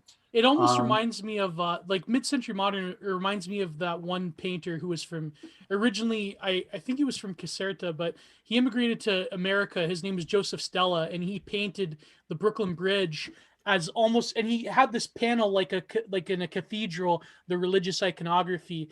He painted the Brooklyn Bridge in this very like mid-century modernist style, where it almost looked like a cathedral, and it was to like celebrate the high modernism of New York and the American century at the time. But this stuff, like Humans of Flat Design, reminds me of that very infamous Facebook tweet that you could probably look up, where he said, imagine the future as like some like 300-pound sassy woman twerking on the ashes of civilization forever. Oh, like, I think I said that too. Yes. What's that woman's name? I forgot. She was in Lizzo. The first Lizzo, one. yes. Lizzo, exactly. Yeah. Playing her flute. I mean, it's pretty based, right? But the way she plays her flute, she has this look in her eyes, like this like growl almost, where she's like, yeah, you have to affirm this. It's politically correct. Like, I don't know. She's got that look in her eyes, but not to make fun of fat people, because I'm a fat person myself, but it's just that I feel that like that Facebook tweet really says it all. Like, Facebook's account is it suspended? Is it? No, I think it's just up, but Facebook isn't active. Oh, well, no, is it suspended? It says at Facebook suspended. Well, there's the Facebook. He's on these Facebook now. Okay. Yeah, he's on the Facebook. Yeah. But yeah, as far as people getting suspended, my original account, Eli_Schiff, has been suspended. Humans Are Flat, which is my intern's account, that one is still up, but it is shadow banned. And so free my man. Yeah, right. Bring back free him. Eli_Schiff, right? But I will say that if you're enjoying the content, definitely join my newsletter. That is really the future of, and I'm not going to say Substack. Substack, do not, people are joining it because it's it's like Medium. It's not the solution. We need to decentralize, get to other platforms that aren't controlled centrally in Silicon Valley. So I would say go to bit.ly/humansoflat, bit.ly/humansoflat. That's how you can stay connected to the whole Humans Are Flat discourse, as well as there is still the Twitter account at Humans Are Flat, but bit.ly/humansoflat is how you can stay up to date, because Twitter will, before you know it, if there's anything, maybe they'll successfully shadow ban me to the point that there's really no point in suspending the account, but you never know. Maybe they'll just try to stick it to my intern and remove that account too without justification. So the newsletter, bit.ly/humansoflat. Thank you. Yeah. And also I would say, thank you guys for such a great discussion. You're welcome. This has been super fun. And, it's nice listening. Geo and by the way, our patron, our $50 patron Sadhu, he does have one last question. Have you guys discussed if flat design sells better on sales pages? If it's too long, we can skip it. But... I don't have a good answer on that. I mean, I think if anything, it's neutral at best, and probably, at worst is maybe causing people to be not finding the product. But you don't really have a choice. All the companies are doing it, so it's not like you really can say, oh, I want to go with a company that doesn't do this style. But also, and thank you, Lev, this for organizing this, for putting together. Inviting 100 guests, none of whom who wanted to join, and of course, and really 100 people didn't want to join. Like, yeah, 100 only the real ones. Fucking hell! Yeah, We the real ones. Well, all graphic designers. Yeah, Newgrounds. What's up? What's up? Newgrounds. What's up? Newgrounds, yes. And to Newgrounds people, you guys are real gang chill. sign.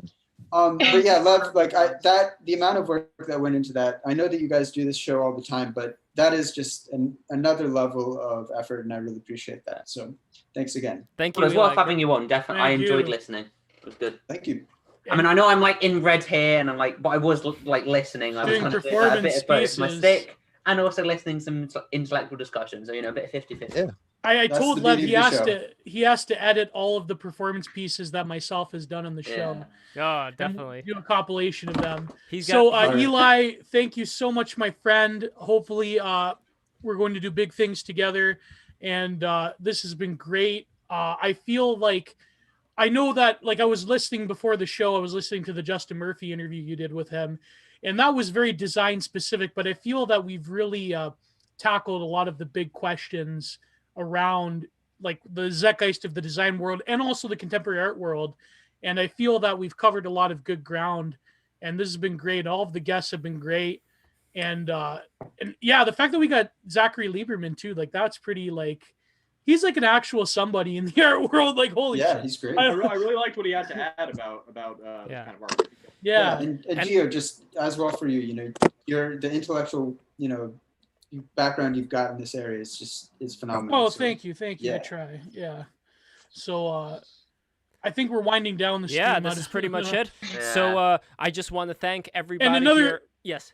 And one more thing I would want to say that it's funny, like, I think Newgrounds, to all the Newgrounds people, Newgrounds has always been a staging ground for not just like blindly controversial, although there was, like, let's face it, there was like quite a bit of that blindly controversial thing, but also innovative art and animation that has really withstood the test game of time. design too. I mean, look at stuff like Mindfuck and stuff Yeah. And the thing is, Newgrounds really red-pilled whole generations about the possibilities of art on the internet. I remember when I was a kid, one of my old man's workers, because we would hang out in the office before they had to go to work, and he like showed me these animations on Newgrounds. I'm like, what the hell is this? And I played this game where like this like kid from the ghetto, yeah, where it's like this kid with a ghetto and a sniper rifle, and he was shooting people. Like, I remember that stuff. He was defending the school. Yeah. And I remember that stuff on Newgrounds. So I'm like, this opens up like a whole world for me back when I was a kid. And this happened. And I think Newgrounds, I think as YouTube becomes more tyrannical and corporate, I think Newgrounds will have another revival where animators will flock back to it. It's already happening. It's already happening. It's definitely already happening, Yeah. Friday Night Funkin' Supremacy. Yeah, everyone go play Friday Night Funkin'. I would like to give a shout out to Friday Night Funk. Yes. Shout out to Ninja Muffin and Friday Night Funk. And Wait, Friday that's Night me. Funkin'. Yeah. Wait, you know Ninja Muffin's right here, right? Friday Wait Funk. a minute, it's me, guys. OMG. Oh. Newgrounds. I can't believe shit. Chris did not know this. This But whole Ninja time, Monkey's right here. this whole time he's right here. Oh! OMG. Well, Yeah, no, I that's- like as the stream is dying down, Chris is driving away somewhere. All right, my see you getaway. guys. I'm gonna hop off. Thanks again. All right, see Thank you so Eli. much, Eli. We'll have Take to care, do this brother. again. Thank you. Godspeed. Take care. It was Godspeed. great talking to you. It was really great having you on. God bless you, my friend. Peace, Bye-bye. peace, man. And for everybody Goodbye. who's Goodbye, myself. tuning in, I just want to say again, thank you so much for watching. Don't forget Thank to you. subscribe, and Thank you so much. subscribe. Even Wait, the graphic subscribe. designers who are watching this right now, I'm looking The through ones that are hate watching. Yes, Mhm. I'm Yeah. looking through the stream, and I am seeing the like counter. It's 41 likes, 3 dislikes. Those 3 dislikes, Whoa. they were here before the stream even the started. flex. Hold on, let me Wait, actually well, zoom but in on those 3 dislikes belong to 3 Cameron. watchers. So thanks for watching. If you're hate watching, Cameron, can you show us the that toy again? Oh yeah, Fuck check this you. out, Tank guys. Man. Yeah, Fuck yeah, yeah. Oh, I I need got- one I of got- those. That is base. Everyone's signing this bad boy. That is base. Look at Fuck that. you, Cam. Now I did have the honor of back in 2016 being invited and going to the office party in Philadelphia, the Pico Day office party, and that was a lot of fun. Oh my god! I got to meet Harry Partridge. I got to meet Stamper and so many other. Tom, of course, Tom was there. He's a dad. Like that's interesting. Just like how much time has flown. He's a dad. And now. you met like Spaz Kid and I got to meet Spaz Kid. Did you meet Firth? No, I don't know. I didn't meet David Firth. No, I don't think David Firth would have gone. No, I don't know. It doesn't sound like. No, he's kind of a recluse. If I think Shadman was there, but he was kind of like on the DL, like nobody knew who he was. And oh boy, yes. And also, Could we get Shadman on the show? I want Shadman on the show. Definitely, I really want to try to do that. Yeah. And Pika Petey, you remember Pika Petey? People were referring. Yeah. The Kaliak people were referring to him as a furry, and he said he was not a furry. But anyway, he was also on our VR stream. You know, in the whole Shiba Inu getup. He's a lot of fun. He's a good guy. And Moo, do you guys know Moo? Moo? Oh yeah. Yeah, Moo. So Moo, she's also like a friend of Pika Petey. She was there. We got high together. In fact, I got high with Emily Eucas behind the Newgrounds office building. Huge fan of Emily Eucas. Yo, that shit's Shout out so to Emily right now. good. So shout out to Emily. Shout out to Emily Eucas. My man, Septic Sebi. Free Emily Eucas. Lev, do you think that we could have Emily on the show, or would that be too nuclear? I don't know. No, I think we could definitely do that. What I want to do is I want to create a good balance of people, like controversial people, but also have like the NASA gentleman said when he was there. He said that later on I'm gonna have like the Joint Chiefs of Staff on for this show. And really, I think this is what it's about. I think it's bypassing all these Tumblerettes and going right for the professionals who are stuck in this paradigm right now where they feel like they're smarter than everybody else, but they can't say the things they want to say because of political correctness. So they can come in a safe space. Yeah. Like what I propose is having some kind of an eventual space? What the fuck? having like some kind of an eventual splitting off in terms of patronage and support, where let's say there would be people like really rich people who can siphon money off to people like creators that they care about. Legit patronage. Yes, exactly. And at the same time, they could fund my art, for example. Yeah, but not just art. Chris, not just art. Cameron and Mafo. True, but not even just art. We need a rich person to make myself an actual performance artist. Yes. We need this to happen. Thank you. Yes. Please, someone. I mean, I don't know. There's a possibility of some very unlikely sugar mummy-esque situation. That's very unlikely, but that's not to do with art. That's not to do with art. That's something completely different. And by the way, Mafo, go back to that like animation of the stick figures killing each in the pit. I remember that just enacted a primordial memory. The cliff. Yeah, the cliff. I think I saw that. It was either Wimp or one site like that or stickdeath.com.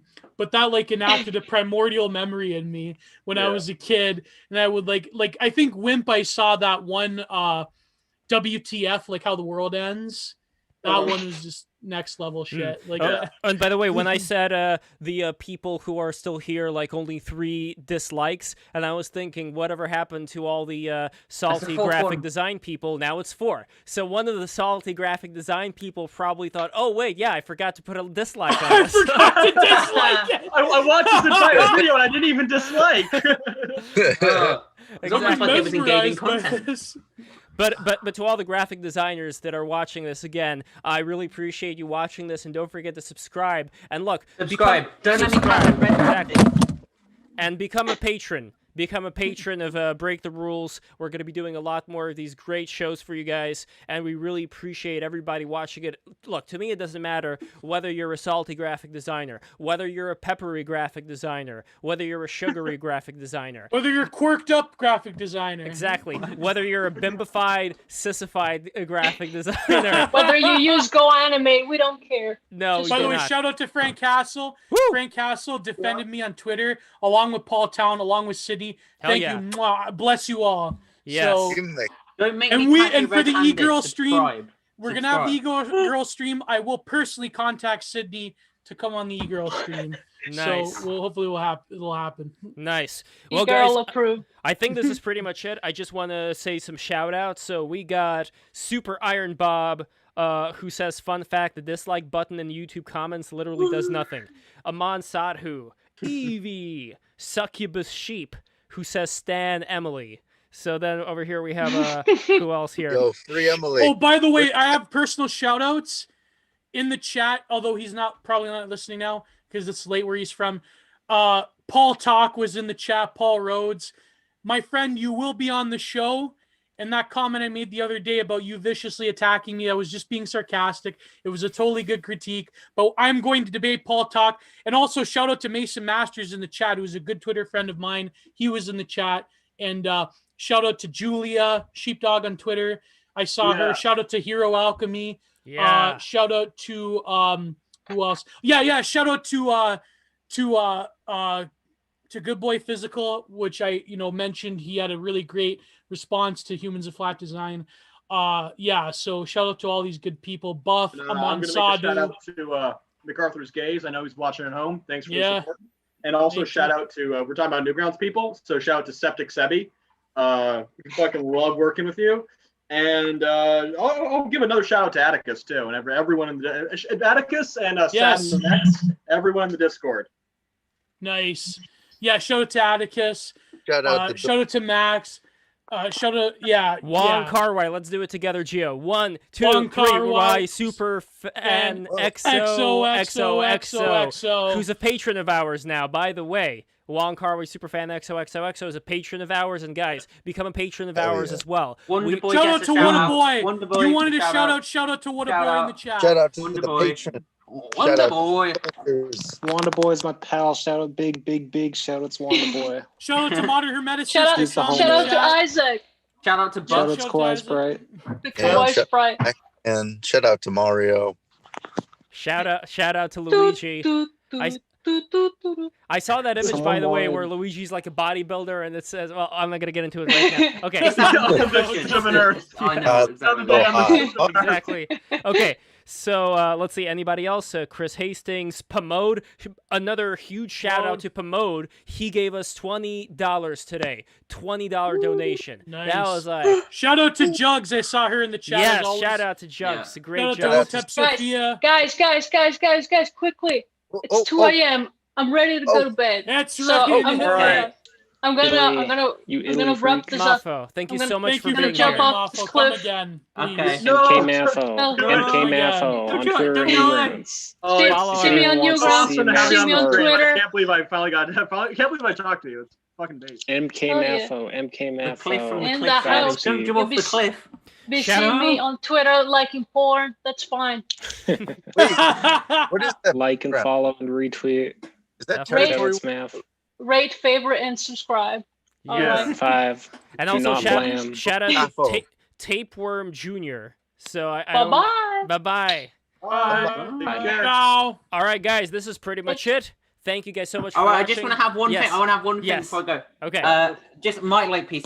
If I will go on any show, or I'll at least hear it out. So if you send me a DM on Discord or whatever, if you say come on this show, I'll give it a fucking chance, all right? And I've got some ideas. Me too. I will go on any podcaster show. Exactly. That's my fucking bio, and that's true. I will, or at least give it a shot. Unless I don't need to kill me. You can have a theory cell for free, so it's. Ooh. Nice. Oh, by the way, shout out! I was on the Small Package podcast talking about Japanese wrestling. So shout out to Skinwalker Tapes. Shout out to shout out to Yakov and all the Skinwalker folks. Yeah, shout out to all the Skinwalker folks. Yeah. All right, guys. This is it. I'm gonna stop. Take care. I love you all. Until next time. Bye.